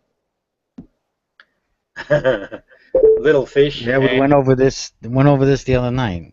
Oh, and did I show you the other part of it? The religious, the Gospels. Did I show you that? Well, I mean, I don't recall. I don't remember. I do remember you sharing this, and Sir pointed out, as I would have pointed out, that yeah, the wise thing is to throw the little fish back into the water because they are food for the big fish. All right. Well, no, it's about the divine things in life. But anyway, let's move on. I'll just show you how this is used in Gospels. It's an important expose because, well, perhaps I should wait and let you give your opinion. Hold on a second. I want to double check something. Okay. Oh, by the way, I'm looking at my block list. Yeah. And I do not have Bulldog blocked, so he's obviously got me blocked. I know he's got me blocked because I remember trying to get into a room and he blocked me. So he's the one who's got me blocked. Ah, okay. It didn't sound the right thing that you'd be a blocker and send it out of Oh, character. I do block, but you know me. I have the patience of a saint. So. Well, that's true too. Hey, brother John, I just relayed the message, so we'll see what his excuse is now. I'm sure he's going to claim that you're lying. He told me earlier that Rob was lying. So. Oh, I mean, I can even screen share. I don't.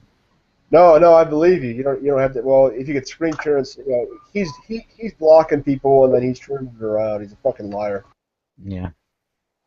But anyway, all right. So we're looking for you want a spiritual meaning of this verse, of this saying. Yeah. So this is from the Gospels, right? And the Of challenge. Thomas. This is the Gospel of Thomas. No. Leave that alone. What we'll do is, I'll just get this one there. This saying is not in the New Testament. Yes, it is. They used it, so it's the basis for this. No, they didn't. I do not recall it at all. The fishing. If you could pull it up, fine. But I do not recall this. Okay, 13. Matthew 13. Let's see.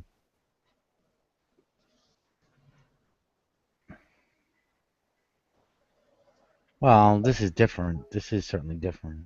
Of course it is. It's been changed, Okay. but it's a change based on the original. But what? Okay. Yeah, sorry, I mean, you have to show me how you come to that conclusion, but once again, and I don't even know if I want to. I don't even know if I want to endure that, but. Well, it's just the fact that they used this parable based on, it's like a net, and they cast the net out and pull in all the fish, and they do the duality spin, but they change it up. They put the good fish in one basket and the bad fish in another. So you're going to equate the little fish with the unrighteous and the wicked, and the big fish is the righteous. If you're going to compare with this this parable in Matthew 13:47. Yeah, what I'm saying is that they used the original one as the inspiration, but then they reworded it to suit their own purposes. The question is. That's assuming that Thomas was written before Matthew. Exactly, correct. Okay, well, evidence would suggest otherwise. Well, not completely, because there is a camp of scholars that go with the 40 AD dating, so it's not a complete late there. Yeah. So, John. But majority has it, written much later. You even have, I think, the earliest mention of the Gospel of Thomas is not until, the 3rd century. No. Early 3rd century. I'm not. Well, I'll actually have to check that. Could you do me a favor though? Just read down that and tell me this. Let's assume that this is from God, right? God. But you don't. How can? But you don't believe in God. Correct. But I'm just saying. Let's assume for a moment that it's God inspired. What's the spiritual message? Do you see a spiritual message, or do you see a purpose for it? I guess the better question is, what is the purpose of that particular passage? I just need to go. Which one, Thomas or Matthew? Matthew. Okay, let me reread here. The parable of the net. Once again, the kingdom of heaven is like a net that was let down into the lake and caught all kinds of fish.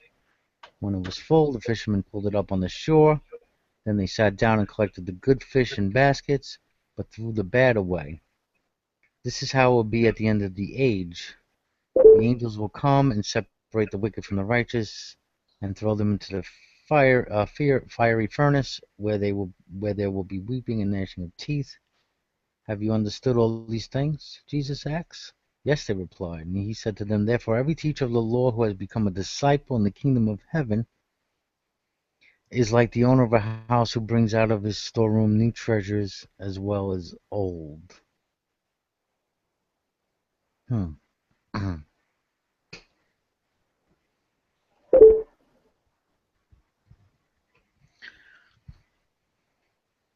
Hey, I have a question. Yes, Jennifer. Okay. Are you guys talking about the Bible? Yes, we are. Okay. I don't like this tactic either. I'm gonna side with Bunto here. I don't like the tactic of basically going into the book of Harry Potter and then having to use Harry Potter quotes to prove that Harry Potter is not real. That doesn't make any fucking sense at all. What's that? Sorry? Going into a book on Harry Potter and then having to use quotes from a Harry Potter book to show that Harry Potter isn't real. Yeah, it's been part of my contention with Rob sometimes too. It's like, I do claim the Jesus character is not real, the Bible's a bunch of bullshit, and yet wants to use scriptures to try to prove points. So, this is where, I have issue with you, Rob. Well, everything happens for a reason. And so when I investigate something, I want to understand. So I hold that Jesus is real. I don't think I shifted from that too much from any part of the inquiry. I hold that, and the reason I hold him to be true.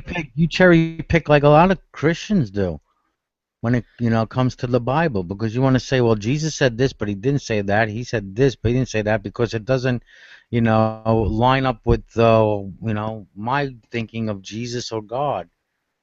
No, I don't do that actually, John, at all. What I do. Well, there's sayings that Jesus say, "I and the Father are one." There's sayings where he's praying to God that his disciples be as one as he and the Father are one. So, I mean, sayings like that, unless you don't believe in the whole Gospel of John, because most of that comes in the Gospel of John. I mean, you do cherry pick, don't you? Which sayings of Jesus are actually true, or are you just going to try to put some kind of spin on it? No. Gee, okay. I'm surprised by that comment, because it's really not accurate. I've consistently, all the way through, said that the Gospel of Thomas is the legitimate Jesus teaching. That's the only valid teaching. If I flick across to the Bible, I'm only doing it to demonstrate why it's a flawed bit of work. So in this particular story here, Matthew 13:47, you can clearly see that they're talking about a false duality, about people being, punished for not being good people, which is really part of the cult culture. Jesus was never a punisher, never punished anyone. He just said, look, here's the choices. It's up to you to now make them. And John, that's the way you'd spiritually advise people, wouldn't you? Mm-hmm. You'd sort of try and lead them rather than whip them into order. Sure. Yeah, exactly. So, but you can see here clearly that Matthew 13:47, this story about fishes, has really been repurposed to deal with, fiery furnaces, weeping and gnashing of teeth, and have you understood those things? And then they bring in, the false Jesus story. Now, there's no spiritual quality in that, and not only that, they talk about things that aren't real, beyond reality.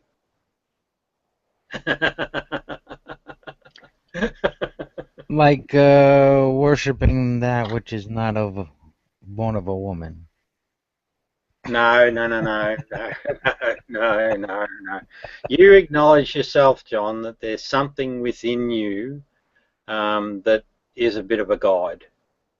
Mm-hmm. Yeah, well, that's all he's talking about, mate. It's nothing more complicated than that. That's all.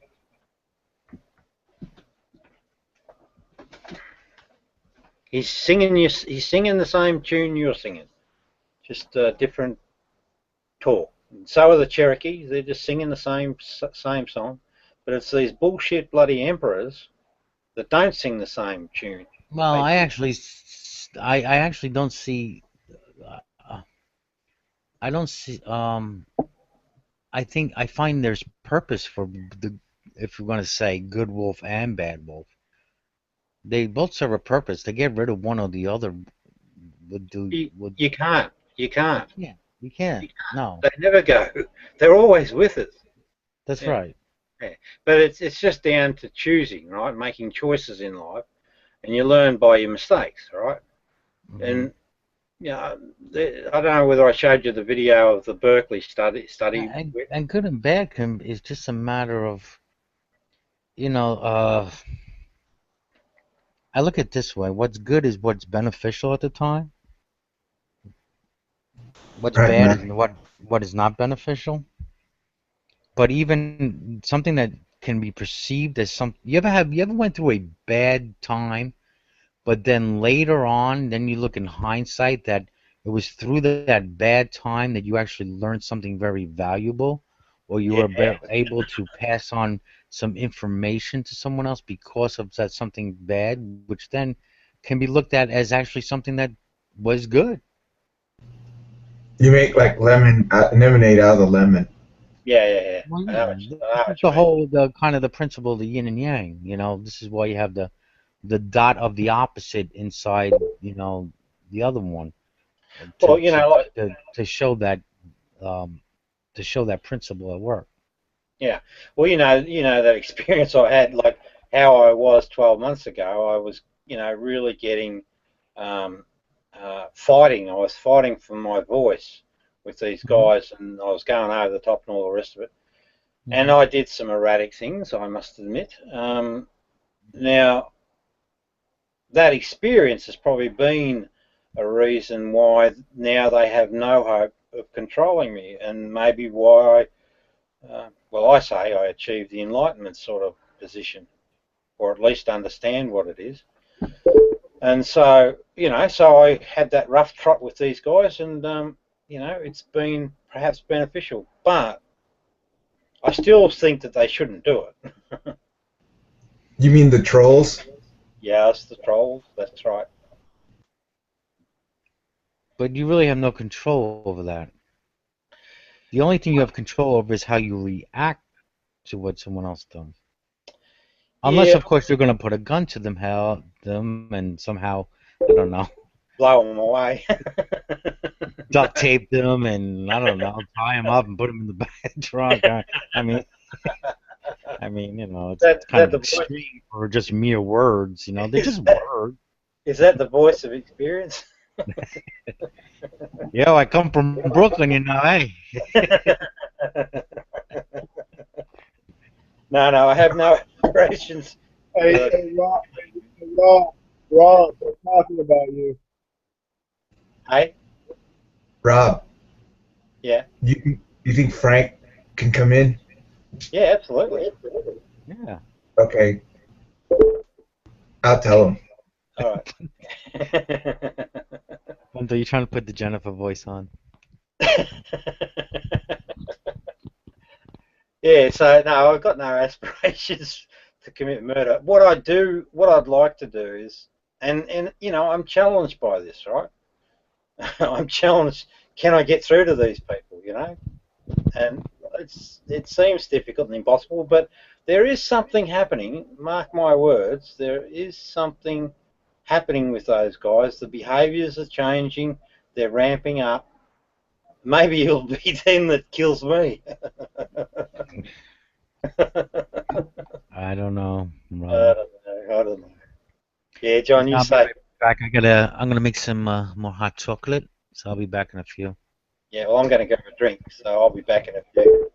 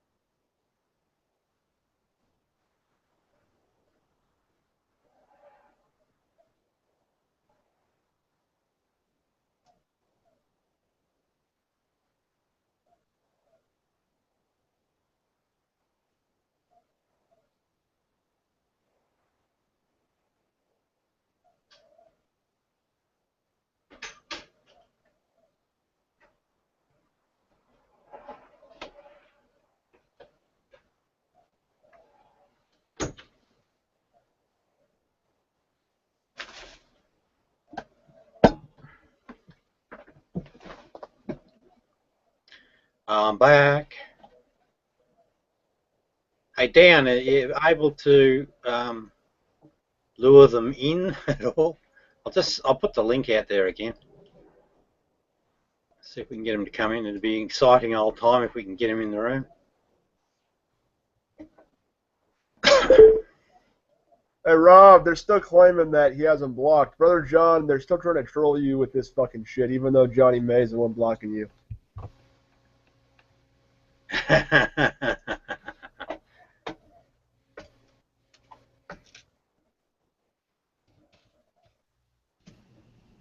I saw your video earlier, Rob. Yeah, mate. What'd you think? Your video you made earlier? Yeah. Were you like calling out everybody who was trolling you? Yes. Hello, Frank. Welcome aboard. Hello. Hello. Now, Frank, I included you in that video. I'm calling you out for some bad behaviours. Yeah, the Bad Wolf, man. Some powerful stuff, man, that Bad Wolf. No, Bad Wolf. No. Wait. Gotta turn into the good wolf. Gotta turn there. And all right, say yes to good wolf and say no to bad wolf. So I have to learn. No, it's not so much that, because I'm just pointing out that I made some accurate observations, and you know what they are. Do you know about the good news, Frank? Do I know about the, excuse me, I'm sorry? The good news, man, about Jesus Christ. Oh, yeah, man. Let him know, Rob. Go God. Jesus, there's no God, that's right. Absolutely no God. But no, I said go, dog. Go what? Go what? Go get him, dog. No, Jesus is real. And hey, Frank, I don't know whether I mentioned it to you. I probably have already. You know the Injil. Correct. I thought you were the two wolves. Yeah, I think it really exists and is still, and it is the gospel of. Well, it's called the Gospel of Thomas, but it should be called the Gospel of Jesus. I'm very confident that's exactly what they're talking about when they talk about the Injil, because the Muslim people say that you know there was this gospel and it was corrupted in the New Testament, and that's precisely what happened with this gospel of Jesus recorded by Thomas. And hey, I think Frank, that, yeah, sorry, Brent. Frank, are the Muslim Gospels a lot like the Christian Gospels? No. Yeah, it's just that there's certain phrases that it has to correspond to a concept called Tawheed, unity of God. And I think it goes for, there was, the language actually sometimes don't correspond to that concept. But they, the Gospels, like Matthew, Mark, Luke, John, and some of the lost Gospels, such as some of the fragments of Peter, maybe we're kind of lost in translation, but the Gospels are something that we aspire by, but we don't take, for example, the concept of the Trinity and things of that nature. So we adhere to that. Yeah. And that's correct. I mean, the Trinity concept as presented in the Gospels is a false analogy, and Jesus is not a God. That's true as well. But are you a Christian, Rob? Are you a Christian? No. A realist. A Raelian? A realist. Real. Oh, a realist. Okay. Thank you. No one will convince me. Unless the only way you convince me that gods are real is if you bring him home to dinner. Have you ever seen God? Heard him? No. Are you sure? Yeah, sure. Although, hang on, I should qualify that and put it a little bit. There is this, it's like an inner voice, I guess, and it's not like a bloody voice, but it's like an instinct, right? To know what to do that, you know, guides us. So I often wondered about this phenomena and how, and it sort of seems to fit that.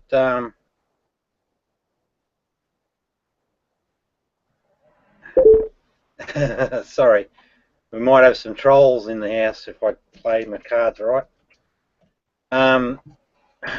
Yeah, so you get these birds, baby birds, that get an instinct, and instinctually they'll know the navigation route, right? So there's no way that there was any communication of that occurring, but somehow they have it in them to know where to go. Well, I think humans are no different. I think that we have these instincts, and they may carry intelligence, intelligence. So as we sort of mature in that, we might learn some things. But then again, when you see behaviours like the majority of the population have, which is trolls. The trolls and the egos. When you see that, you have to say, "Oh shit! The good stuff must be buried deep down inside." Because it seems to be more the norm that people want to hang on to this idea of identity and just, and the headaches that come with it. Now, see, I'm talking at the moment in the outside chat to a guy called Chaswold. I don't see it. Hey? Oh, sorry. It's on another chat to this one. This is hanging out. Now I'm inviting him to come in, and this is what he's saying. He says, "Thank you for more proof of your bad behaviour." So obviously, in his terms, I've done something else wrong. So watch this space. But he's still not coming in. Being stubbornly resistant. Now, Frank, these guys, I've invited them in. They've been at me for, to unblock us, let us in. But when I let them in on my terms, they don't want to come. Hey, man, it's your party, man. Just tell them that you're sorry. What, the trolls? Yeah. For what? Well, you said you like the Jesus sayings. Doesn't Jesus say sorry for everything? Yeah, but for what? I don't say sorry for nothing. Yeah, but didn't Jesus tell you to say sorry for everything? Not the Jesus I know. Okay, so you're not supposed to beg for forgiveness? No. The way it works is if you the only place that a human has an error that I can think of that's worth thinking about is when they harm another human being. So the right thing to do in that instance is to go to recognise your error and then go to that person and say sorry, or at least be respectful of their condition and make sure that they know that they have no part in the error, right? And then you might have accidentally hurt Chaz. No, I knowingly made him think a little bit. So no, I've done him no harm. In fact, I'm actually trying to do him some good. So I don't accept that at all. You mean by calling him fatty? I'm back. Hi, Frank. You call him a fatty? That's called fat shaming. Well, you should see what these guys have been doing to me. I mean, I'm not sitting out there crying about it. Okay, so it's like tit for tat, right? Eye for an eye? No, I'm different. See, if I was like those guys, I'd spend time trying to find ways to cause them some sort of emotional pain. Yep, I called him fatty, but I did it deliberately because I knew that would get him more engaged. But outside of that, I don't think I've done too much to the guy at all. Come on, Rob. You've admitted that you've done things to purposely antagonize others. Yeah, to get them more engaged. Okay. Well, Maybe you poke maybe somebody their with a purpose is stick the a little same. bit, they're gonna react. You poke somebody in the stick long enough, they're gonna. Yeah, but hang on, Green. You guys, this is the part I don't get with you guys. You don't seem to recognise what they do to me. That doesn't seem to count. Okay. Well, it's all contingent on how you react. No, I do recognize what they do, and I do. So don't mistake that, Rob. Hey, Rob, have you ever been in a gang? It's just how No, mate, no. you When you get in a gang, dude, they jump you in. To see how tough you are. They jump you in to see how tough you are, and if you can, get jumped in, then you're part of the gang, dude. So that's what they're trying. It's like a gang initiation. Oh, well, I understand all those dynamics, but I don't want to play the game that they do. I don't like what they do. So you don't have to play, you don't have to engage. Yeah, but then you're always going to be like, a pussy. It's true, dude. Hey, listen, Buntu. So what? Buntu. Well, nobody wants to be a pussy. Buntu. I want to tell you something, mate. Go ahead. Yeah. If you think that you're going to try and psychologically get me to behave in a certain way, you just won't get a result. Just so you know. Yeah, he's like a stone, he's like a rock. I'm not trolling. I'm just giving him advice. He's unmovable. Yes, immovable. Okay, so you're hard-hearted, right? You're hard like No, Pharaoh. Bunto is self-serving because. Hey, Rob, Bunto is self-serving because he wants you to be engaged, so there's drama, and then he can talk about it. Oh, okay. Hey, well, let's cut the crap. Let's get straight. I just want a free flowing of ideas. Actually, Chaz just spoke to me. He wants to get in. He's just asking, if you could get in. Well, yeah. That's strange, mate, because I just gave him the link about 5 different times. All right. I'll give him the link. But did you invite him? All right. Hold on. I'll give him the link. He'll come in. Have you got it? I'll put it in the side chat there just in case you haven't got it. Hi, Tommy. Pat. Hey, Tommy. Hey, Pat. Oh, hello, grumpy bum, Patrick. Oh, now is that a good way to start now? Come on, Batman. Rob. Follow me through. That's not the sounds of enlightenment. Hang on. No, it is. I'll tell you why, Brother John. Right? I'm trying to get in first. He'll have his little bloody outburst, or he'll carry on a treat, and then he'll run away, right? I want him to sort of be a man, and if he wants to talk, but if he wants to talk, shit, he can go. You need to shut the fuck up because I heard. See, I told you. Go fuck yourself, all right? And I'm gonna stay here and I'm gonna stir up now. You're a fucking asshole, and that's all. Well, it's my room, and I heard everything you said. I was listening to you. All right. See you later. Hey, Brother John. How was that? That was, at least, here. Slow down. I'm not an idiot, right? So just try and get it through your head. you just came in the room and you insulted him. But I did it with reason, right? I know exactly what I'm doing. Patrick would have taken over the environment. That was all he was doing. Patrick would have taken over the environment? He would have. I guarantee you. No, Patrick's not like that at all, actually. Okay, well. No, I've been in rooms with him a lot, and there's a lot of things I disagreed with him on, but he never takes over a room. That's one thing Patrick doesn't do. No, but that's not part of his repertoire. Green. He's got a bee in his bonnet at the moment, right? And it's he has a what? I'm sorry? He's been wound up by the boys.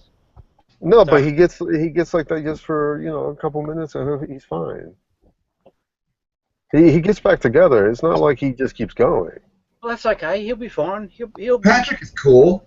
Yeah, Patrick is really cool. You know, he gets upset sometimes, but he gets back together, and then. Okay. All right.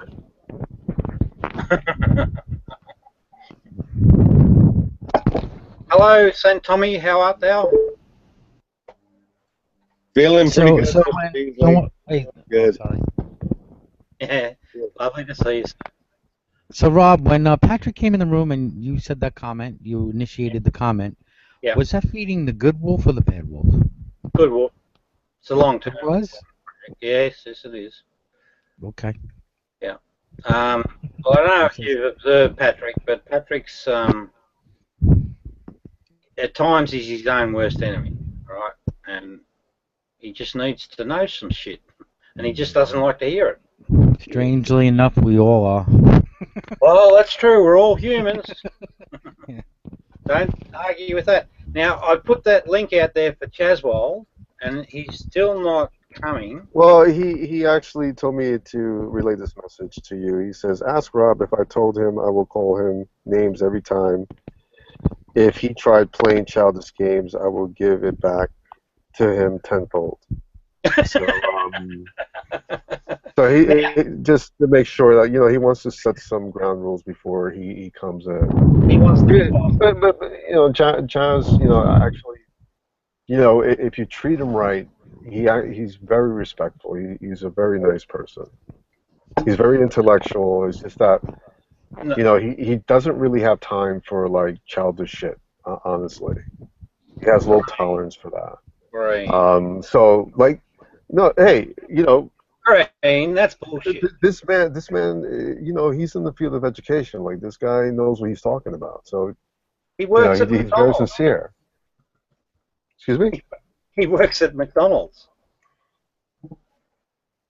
Really? So what? You think you're better than him or something? Yes, he No. does. Just because he works at McDonald's? But that doesn't mean he's not smart. That's Yeah. right. Hey, but hang on. I know he's not. But this is what I'm talking about. So it's Greeny. you can't talk to him that way. Green. Yes. Settle down. Now, I'm settled. Don't worry. I know. All right. I know he's not as smart as he thinks he is, because I've had occasions with him when we've buried down into information and he doesn't want to go there. It exposes him. He's very good at generalised comments, and he's very good at things like, oh, well, I haven't tested him on bloody fallacies. It's only because I just don't want to. But when you bury down on information, you don't get it, and he then tries to block and control conversations. He just does. I'll demonstrate it if you get him in the room. The reason he doesn't want to come in the room is because he knows that because I've got control, I'm going to set some rules.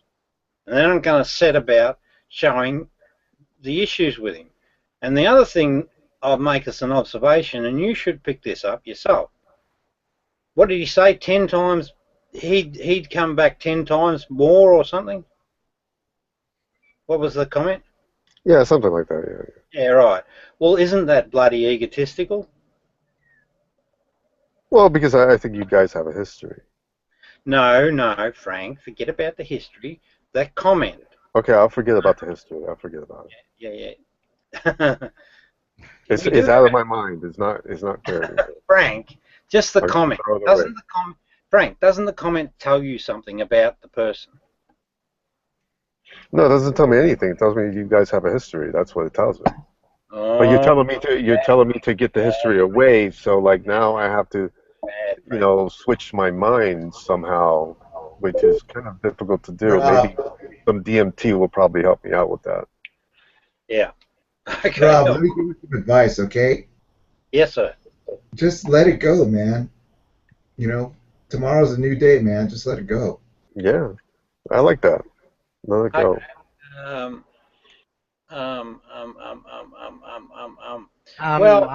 My opinion is it's kind of in the middle here because I kind of see Rob's point. I mean, in the last hangout where I had Rob and Chaz in, it was in my room and things got out of control, and I had to put both of them in the doghouse because it was just getting crazy. But I mean, Chaz, intelligent guy, if we can get past all the antagonism and name calling, there could be some kind of fruitful conversation. But once that shit starts, and then it gets under the other person's skin, and then they feel they have to, fight back, and with even harsher words, it gets a mess. But my question is, well, if Chaz says he doesn't have time for childish games, he does have this quote-unquote history with Rob. Why the need to come into the room? I mean, That's right. If it's just a waste of time, then. Second is that if anyone comes into anyone's room, I think they should respect the one whose room it is, who's hosting the room. You respect that their rules. If you can't, then don't join. That's how I see it. Here, brother John. I agree. Yeah, very well said. I like that. Yeah. Like, I can go over to Nadia's room, and I have quite good conversations in that room with, people. And they don't get overly dramatic. The only time I get into trouble is when I run into Bulldog, Chazwold, and bloody Vladimir, and their little games. And I know what they're doing, and I know that they're actually trolls. So it's just the way it is. And all I'm doing is I'm not running from the fight.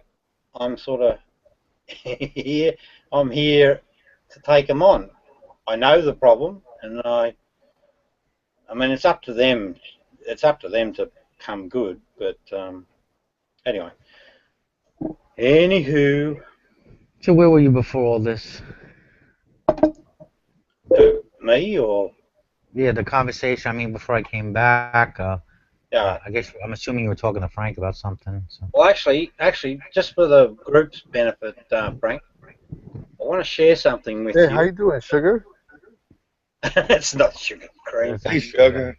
Get along, No, get that's real. Sugar. Stop bugging out. That's her.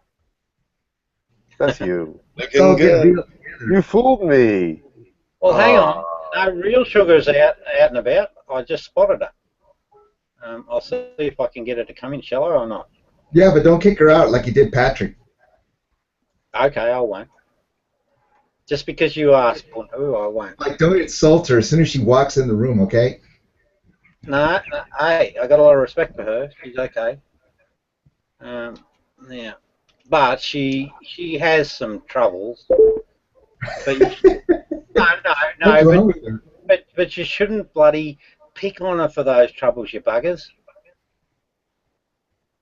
Now, we're not all trolls. Yeah, but still, there's an unkindness that's been handed out to her for things that are beyond her control, or they're probably not beyond her. Can we not go down that road? I mean, it's up to you. You like Rob, Sugar, right? Hang on, I want to get this thing, Frank. Now, Frank, Jesus is real. Never forget that. And I'm never out to hurt anyone. Never, ever. So it's not about personal attacks. Where the hell did that go? There it is. I just look at the world and I think, I see Christians and Muslims interacting, and it's not a good thing, and it doesn't have to be this way. There is a common ground. Common ground. So what I did is that's what Nadia says. Hey, what's that? That's what Nadia always says. Common ground. Ah, that's interesting. I must have a chat to Nadia. So what I did is I found these extracts from the Quran that, to me, are clearly errors. Holy coat. Well, not everybody believes in Confucius, dude. Who's Confucius? Does he write the Quran, did he? Yeah, the Quran, right? Yeah, he wrote the Golden Rule, right? The Golden Rule is love thy neighbor. That's the good wolf. It took him a long time to put together the Quran from all them fortune cookies. Hey, say that again, Buntu. Love thy neighbor. It took a long time for them to put the Quran from all the fortune cookies. Hey, Bunta, that actually sounds pretty correct, actually. I know. You've been studying. Look at that. No, I'm serious. This is not a joke, man. It's basically that's how it was kind of compiled. From fortune cookie? Yeah, like little pieces of paper. Yeah. Right, found it finally.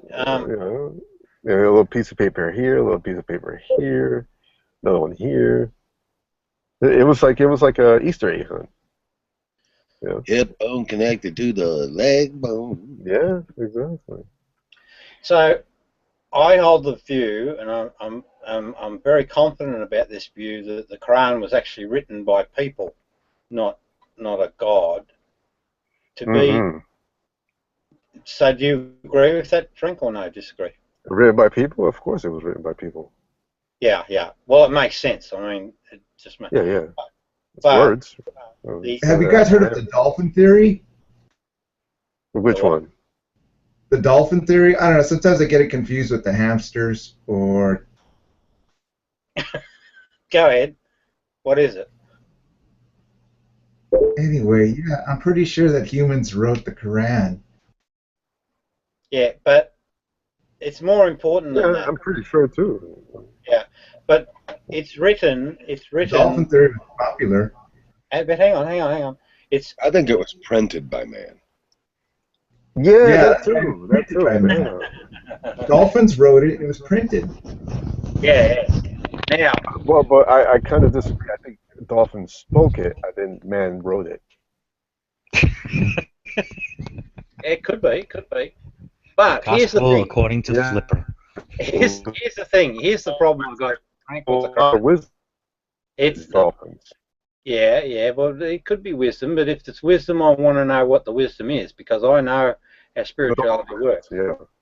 I know how it works. Now, so I hold the view that it was 7th century Arabs and the mindset of a 7th century Arab that wrote the Quran. And here's a couple of examples. This is Quran. Sure, it's not the 5th century. No, I think it's 7th. And he. It would have been the 5th. You know, it could have been printed in the 7th century, but it was probably thought up in 5th century. Oh, okay. So do you mean that? Yeah, that's possible. Yeah, that's possible. Okay. Well, let's run with that. Live in the 7th century? No, it's in the okay. 600s? It's okay because. Yeah, I think it was 400s, right? When did the movie come out? Oh, the movie came out, I think, in 1985. It's a good movie, actually. Anytime before 1985. No, it was actually pretty good. It felt like you were in the movie. Like, they wouldn't show Muhammad's face, but they would show, like, it felt like you were Muhammad. It literally felt like that. It's so surreal. You gotta watch that movie, actually. THX. Yeah, man. Yeah. Anyway, so here's the first saying, right? First saying. This comes from the Quran. It said, and it is who sends the wind. So this is Allah, as good news before his mercy. So he's responsible for the winds. Just one thing, Rob. Who's Allah? He's the what the Muslims regard as God.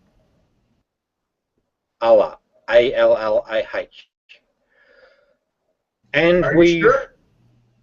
And well, that's what Muslims think. Not me, but that's what Muslims think or believe. Believe is the word.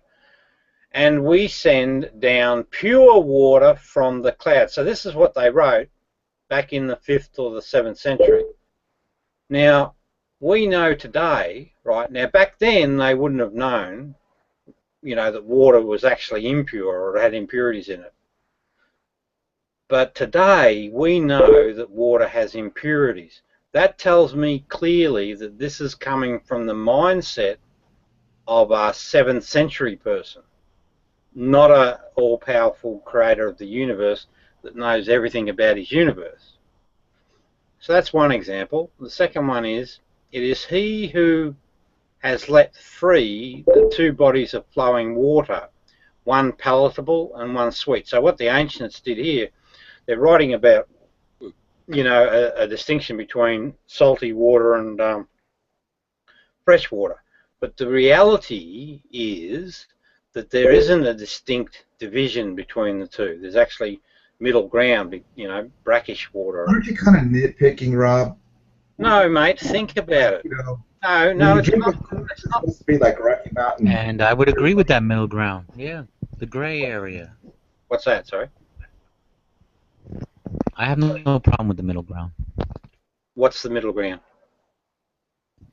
I don't know. You're saying that there's a middle ground here, and you disagree with it. Who was that? You know, I think you're like nitpicking, Rob. It's, you know, they're just writing poetic verses. You don't have to nitpick them. No, you got to remember their claim from Islam is that this is the word of God. It's the infallible word of God, I think they say. And what we found is 2 errors that don't match up with reality. That's a significant issue. Someone's telling, hang on, Buntu, someone's telling a lie here. Reality check. Okay, well, like, you know, the story of the 3 little pigs isn't the real story, Rob. It's just like a poetic story. But this is a story about hang on. It says clearly, Buntu, pay attention. It is he, Allah, who sends the winds. So they're talking about the cause of winds. And it's this God. What they're trying to create in the mind of the audience is that God is responsible for everything. He's the ultimate controller. It's not a fairy tale story. That's not their intent. It's not what you're saying. You're misrepresenting what's being said. It further goes on to say, His and before goodness before His mercy, and we send out we. So in the Quran, they use the term we when referring to the gods. Send down pure water from the cloud. Well, that's not a true statement. This is an all-knowing being that knows everything about his creation. He's just misstated. And the misstate can be explained easily. This is what a 7th century or 5th century Arab person or Muslim person would think about how their world functioned. Why? Because they didn't know any better. But Rob, you are, you know, could not the Muslim just say, well, we're not taking literally, there's a spiritual meaning behind it. No different than when you go to the Gospel of Thomas, right, and pick out verses, and to me, like I showed earlier, to me, if I'm going to just read the words, it's talking about a God the Father being worshipped, right, someone in control of all things. I mean, I can say the same thing to you that you saying to the Muslims. And I don't understand how come you don't see that. That's interesting. I'm puzzled by your perspective too, John, because it's just a bunch of words and they're pretty specific in saying what they say. There is they're a bunch of words, John. It's just a bunch of words. Green. What's the spiritual? Yes. What's the spiritual meaning? The spiritual meaning of what? Either of those sayings, your choice. Well, there's something, you know, apparent. There's a thing called the Zahir, which it points out a literal verse how you see it, and then there's the inner, which is esoteric, which is a batin, which is the mystical dimension of the sayings itself. Usually they are kind of pondered upon, and then explained, you know, through its group, through what we call a tasfir. There's a whole science behind that interpretation. The Quran is not a science book. So I said this before, and I had this conversation again. So I can't really emphasize, you know. I understand. And I don't know, you know, some of the meanings of the Quran. I'm not a Quran expert, but I do read it, and I do learn about it. So it's, you know, I can't really tell you the meaning of certain verses and why they mean this way. Like we have things that we have a story about an ant that tries to actually, you know, this man is actually walking in the desert and he sees this ant And then he tells this ant, so where are you walking to? He said, I'm going to Mecca. And the man goes, well, you'll never make it there. You know, you're like hundreds of miles away. And the ant goes to the man, well, at least I'm going to die trying. Now, does that literally mean that the man was really talking to the ant? And the ant was going to Mecca. Do you see what I'm saying? You know, so like... And that I know that particular verse, yeah. Oh, you know it. That's great, because it's not in the Quran anyway. So... No, it is. The ant story is. The ant story about the ant going to Mecca? Oh, okay. Well, I thought... This... Oh, yeah? Oh, Okay. Okay, I might have... All right. So yeah, you know, it's just like that. So, you know, take it for what it is. You know, if you think the Quran is wrong, that's your opinion. You know, it's not anything in this world, anything in this world. Hold on, could you let me talk, because you've been talking, I've been listening. All right, hold on. Could I finish my point though? You may. Am I allowed to finish my point? Yes, you are. Oh, thank you. But I'm observing your behavior. Okay, you're observing my behaviors. I see. Yes, I am. Okay, sir. Okay. Anything in this world, in this universe, is created. Hence, it is not perfect.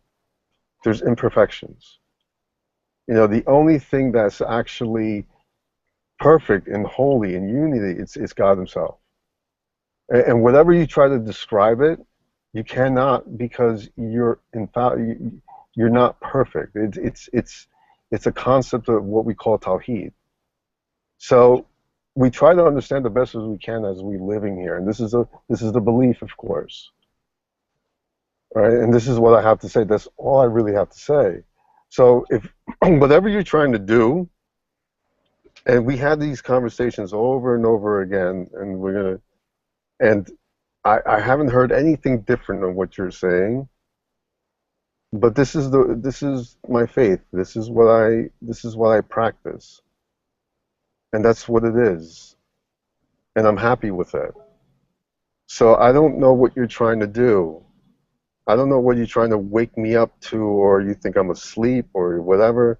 You know what? I don't even take you seriously, actually. I don't. Okay. All right, and so you can keep going. Yeah, cool your heels a bit for a minute. Okay. Now, I'm not sure whether you'll stay too much longer or where you're at, Frank, but notice something that happened then, right? What happened with Frank, it got quite important, and he framed the language as if, or he framed the discussion as if I'm someone making a personal attack. Frank, I'm not, right? Not at all.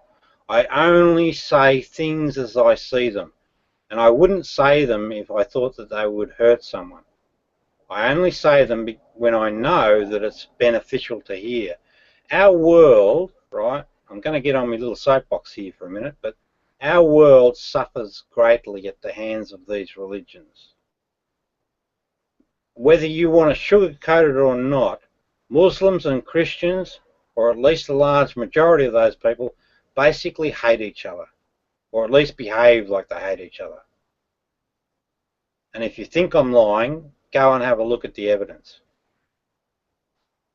Our world would be a far better place if people could just, you know, live more authentically, accept a common ground, right? And I think Jesus is that common ground. I really hold that to be true, and I hold his teachings to be accurate. I heard what you said. What your response was inaccurate and misrepresented exactly what was said. The evidence is abundantly clear. There is absolutely no spiritual context in those sayings. They are merely sayings designed to influence the reader into believing the awesomeness of a God. He controls the waters, he controls this, he controls that. Our realities don't change tomorrow whether there's a freaking God or whether there's not. It's true to say, and John knows this as much as the next person, it is true to say that there is a spiritual reality. It just is.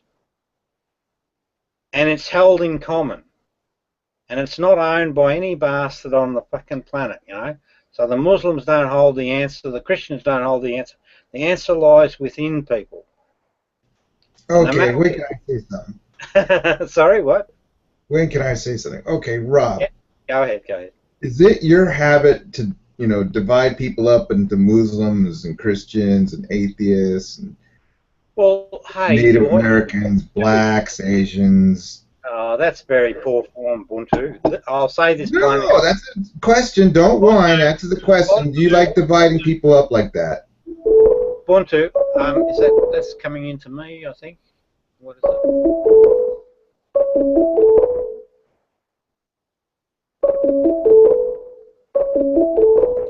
Okay, what it is, it's troll lol and trying to rope me into a room. Now, you know, I take umbrage. Well, I don't really, but I know exactly what you're doing, and I'm really disappointed in you as a human being, and I'm going to explain why. Allow me to explain. Quickly. No, just be patient. You put it out there, so you have to wear the response. No, Rob, you in the past couple of minutes. Let me go ahead and finish, Rob. In the last couple of minutes, Rob, you sounded like a real. It's my turn. I say I have a go, and then you get a go. It's simple. Okay, I get a go. Okay, you get a minute, and then I get a minute. Don't interrupt. Right now. I won't interrupt you for a minute. What you did is you framed and you put upon me that I'm a racist, or I'm a person that regards humans as somehow distinct. That is an absolute fucking lie, which I find totally offensive. I regard all humans as equal. Period. Don't ever make that mistake again, or I will not spend any time speaking with you. Go ahead, your turn. People can make, you know, their first impressions could be wrong. It doesn't mean that you have to take offense at it. But it surely sounded like you were bigoted against the Muslims.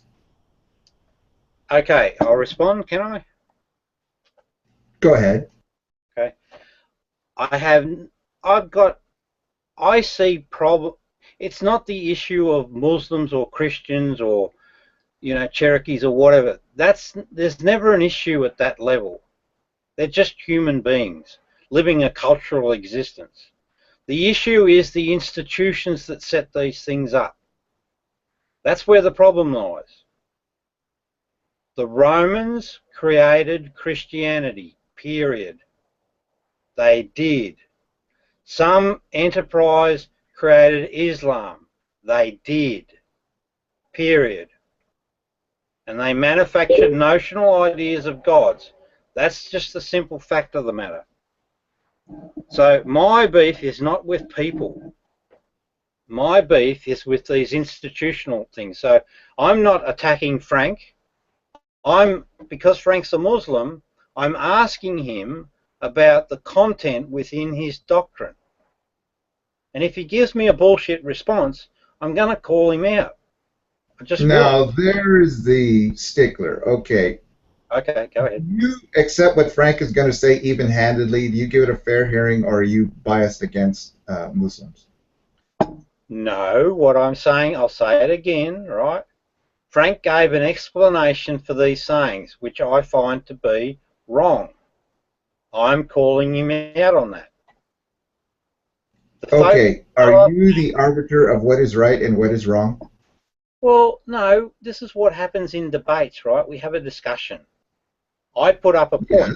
Now, what Frank should do now is he should take me to task and say, Rob, you're wrong, and this is why you're wrong. But he gives a generalised discussion that these sayings are based on spirituality. They aren't. It's black and white. Anyone with half a brain knows that this is about a God, right, and him being responsible for wind and rain. That's all it says. There's no deep spiritual meaning. That's nonsense. You're sure?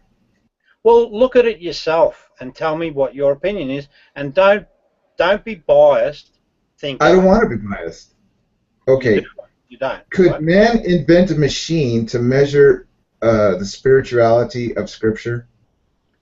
Hang on, let's keep it specific, mate. You don't seem to want to do the specific stuff. No, you said the sticking point was spirituality, and I said, okay, I agree. Here's the saying. Hang on, just let's get your assessment, right, on this saying. This is the saying, and he it is, that's the God, who sends the winds, right? That's what the God does. He sends the winds, if I can find it again. Boy, you good blokes are such hard work sometimes. Sends the winds as good news. Oh, sorry. Good news before his mercy. So, you know, he's a merciful Allah. They want to make sure that everyone knows that Allah's a merciful being, and will send down pure water from the cloud. Tell me what that means spiritually. Now, what if I told you, Rob, that there's similar sayings in the Bible that sound just as poetic? Well, you're saying that that's poetic. Yes, it's poetic. Well, what's the meaning? It just has a beautiful imagery to it, to the reader. And that is? Just describe that imagery. Well, I don't know. I got pure water, you know. You get a choice of the waters. You know, the thing is, I really don't pay attention to the Scripture that closely, but I just know it's all poetic. Okay, listen. You're like straining the Scripture, right, for its esoteric meanings? There's no esoteric meaning. That's How do you know? job. Hey? Because look at it. It's only a short paragraph. Oh, pardon me. Right? And it is he who sends the winds, so it's God doing, he's the controller of winds. Okay, listen to this, Rob. In the beginning, God, the face was upon the water, right? I mean, you could say the same thing about that, but it has poetic meaning. And that meaning is? I don't know, that they believe that the face of God was on the water. So Well, it holds significance to the adherents of the religion. Buntu, you may not believe it, but I know spirituality quite well. There is no spiritual context to that verse, none whatsoever. It's simply, Okay. It's simply. You are absolutely. Hello, shots. Hello. Hello. Okay, but you're certain, Rob, that little paragraph has no spirituality, right? You're absolutely certain. Absolutely certain. Okay, so it follows that man could invent a machine that could, you know, detect Scripture's spirituality, right? You know, even-handedly, without bias. Well, spirituality is about the human condition, so we're all that machine, if you like. Oh, so how can you be certain that thing has no spirituality whatsoever? Because I mean, isn't there bias there? no, it's plain as the nose on your face. It's just about wind and rain. That's all. And God being the controller. That's all it said. Frank, is that thing just about? Is that all it's about, Frank? That verse? You know what? I'm just gonna say yeah. You know what? Fuck it. You're gonna surrender? Yeah, I'm gonna surrender because I got a headache. You know, yeah, I went through this too many times. You know, so I'm just gonna enjoy the show and relax. Oh, Frankie, that was no good. Well, he surrendered. Frank. I surrendered. Yeah, man, you won, man. You won, Rob. No, it's not about winning. You won, dude. Don't worry, man. You got it. You know it. You got knowledge, man. All right, Frank. You know it. Settle down. I know. Yeah, you know. Yeah. I know what I know. But Frank, I just want to say something directly to you, and that is, it doesn't matter what story we're told, your spiritual reality will always be the same. So your experiences spiritually, they will not be destroyed ever. Thank you, Rob. Thank you. Long as you're honest. Yes. Yeah. Thank you. You're welcome. Okay. What now, boys? Jello. Can you go and get the trolls to come into the room? Love is the answer. That's right. Brother Tommy, you have the floor. Love is the answer. That's right. That's right. It is. It is. I agree. The answer is love. And truth. Kumbaya, kindness, patience. Truth. It's all about truth. May we be easy on each other as we grow. No. Now, some of us might not be perfectly enlightened yet, but we're growing. We're growing. Let's be patient with each other. You getting better, Tommy? Somehow. Actually, I want to ask you though, seriously, are you feeling better about yourself and better about things? Well, if I can find myself, when I think about myself, which is treacherous, I feel pretty good about myself. I try and pet myself and feed myself pretty good and give myself some rest and be easy on myself. Don't whoop myself and don't play with myself too much like a schoolboy. And you know, I think I'm maturing. I hope and I trust, by grace. But thank you for your inquiry. Thank you, Rob. Well, you're a good man, Tommy. Don't let anyone tell you any different. Takes one to know one. Takes one to know one. Mm-hmm. Rob, I'm gonna go, but you know, good luck in your hangout. Yeah, all right, Bunto. Thank you. That was a good session, I thought. We'll see you guys. Yeah. Later, Bunto. Good night. Later. Bye. That's a great picture Bunto was just sharing. That's the cover art for From the Inside. It was the album that Alice Cooper wrote while he was, you know, locked up in a nut house. Oh dear. All right. I've been nutty before.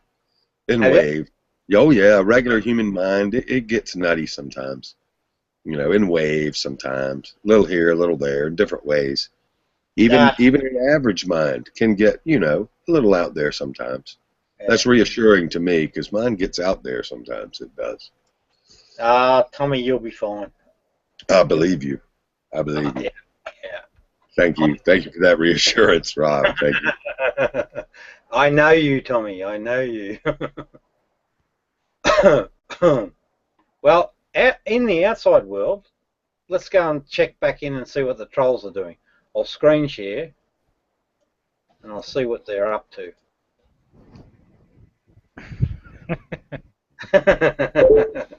Keep feeding Our them. good neighbors who like to troll. Yeah, aren't they wonderful? Maybe they'll come in and do a flip or two or some circus tricks or something. Well, but Jello, oh Jello, why are your pelvises not thrusting like they used to? Is it my bandwidth? I kind of missed that, man. It's like hypnotizing. Yeah, no, Truthmonger made me into a card, so I decided to put my card up as my avatar because that's cool. That's cool. We'll take what we can get. It's good. So, yeah, but I still like the movement, though. I mean, I'll put it up for you every now and then. I can do that. They were tireless. Weren't they just tireless? You know, inspiration. Yeah, it was like hypnotizing, and it kept me focused, actually. It's a weird thing. So, here's the trolls. Now, can you guys see these windows? Can you see these windows? No, I could not see those windows. I'll try to come back. All right, guys. Peace out. Oh. Peace out, princess. Hey? Frank. What's that? I was wondering who was leaving. It was Green. Frankie. Frankie, baby. He's at he's. He wanted some movement on my dock, and I was putting some movement up for him. I think it was. I don't think it cut it. I wish my wife could do that. But never mind. Excuse me. What's that? Cut it. It had that flexible movement. That is that. I guess that's a goat or a lamb. I guess it's a goat. I can't tell. Now, see, I'm trying to I have a battle trying to prove a point. Many points. I love that. No. Hey, what's that one? No. That's a good one, Jello. Notice here, if we scroll up these windows, you'd see that these guys are still obsessing. I'll see if I can get them to come in. We lost Dan. Dan must have got bored or something. Be hospitable. There you go. Send them a link. Yeah, I will. Oh, here's Dan. How are you, Dan? Here's Dan. All right. It's all right. It's our neighbor. Copy, close, go to here. So, Robbie, I'm becoming quite popular in troll world. I like to troll sometimes. It can be fun. Bad. It may be immature, but hey, I ain't perfectly mature in all ways at all times. What the heck? Have a little fun. Just another kid on G+. Yeah, but Tommy, you wouldn't hurt someone, would you? Right? If it got a bit hurtful, you'd pull up the thing. Or do you go along for the ride? Once you're in, you're in. I can say some hurtful stuff now and some poignant stuff, but generally, I do value kindness over 51% of the time. Over 51% of the time, I like to think. Yeah, but they're trying to make Rob. They're trying to make Rob a ride in their troll amusement park. Oh yeah, a paid ride. Ride Rob Beasley. Good God. Yeah. At the same time, Rob, you are inviting him. Oh yes, I am deliberately. I mean, I'm not walking away from the challenge. The whole room was supposed to be about them coming in and confronting me. But they're cowards. They're all a bunch of cowards. They're a bunch of troll cowards. Oh, I didn't know that was the purpose of the room. Yeah, it was. Oh, don't worry about it, John. It doesn't matter. I mean, this has turned out to be a better room without him. But that. You want me to pretend to be a troll? You want me to troll you? So I can serve the purpose of your room. Hey, Brother John, one effect of their trolling is to turn Patrick Festa against rationality. Patrick Festa has been like corralled by them and actually views them as friends when in reality they're only trolling him. Yeah, that's although I don't know the full story there, that's possibly true. I know that poor old Patrick's got wound up. He's having a deep hate session with me at the moment, and of course, Patrick, yeah, Patrick, yeah. But as you will witness, I did stir the pot a little. Patrick wears his big boy pants pretty often. He's a big boy. Yeah, he likes to dance. He likes to dance and talk schmack. You know, he'll talk some schmack. Yeah, he's a good lad. He's a good lad, that's for sure. But I promise you, he's got a bloody beanie bonnet. I won't take that back. I hope so. In this wild world, good gosh, I mean that in a positive way. Excuse me.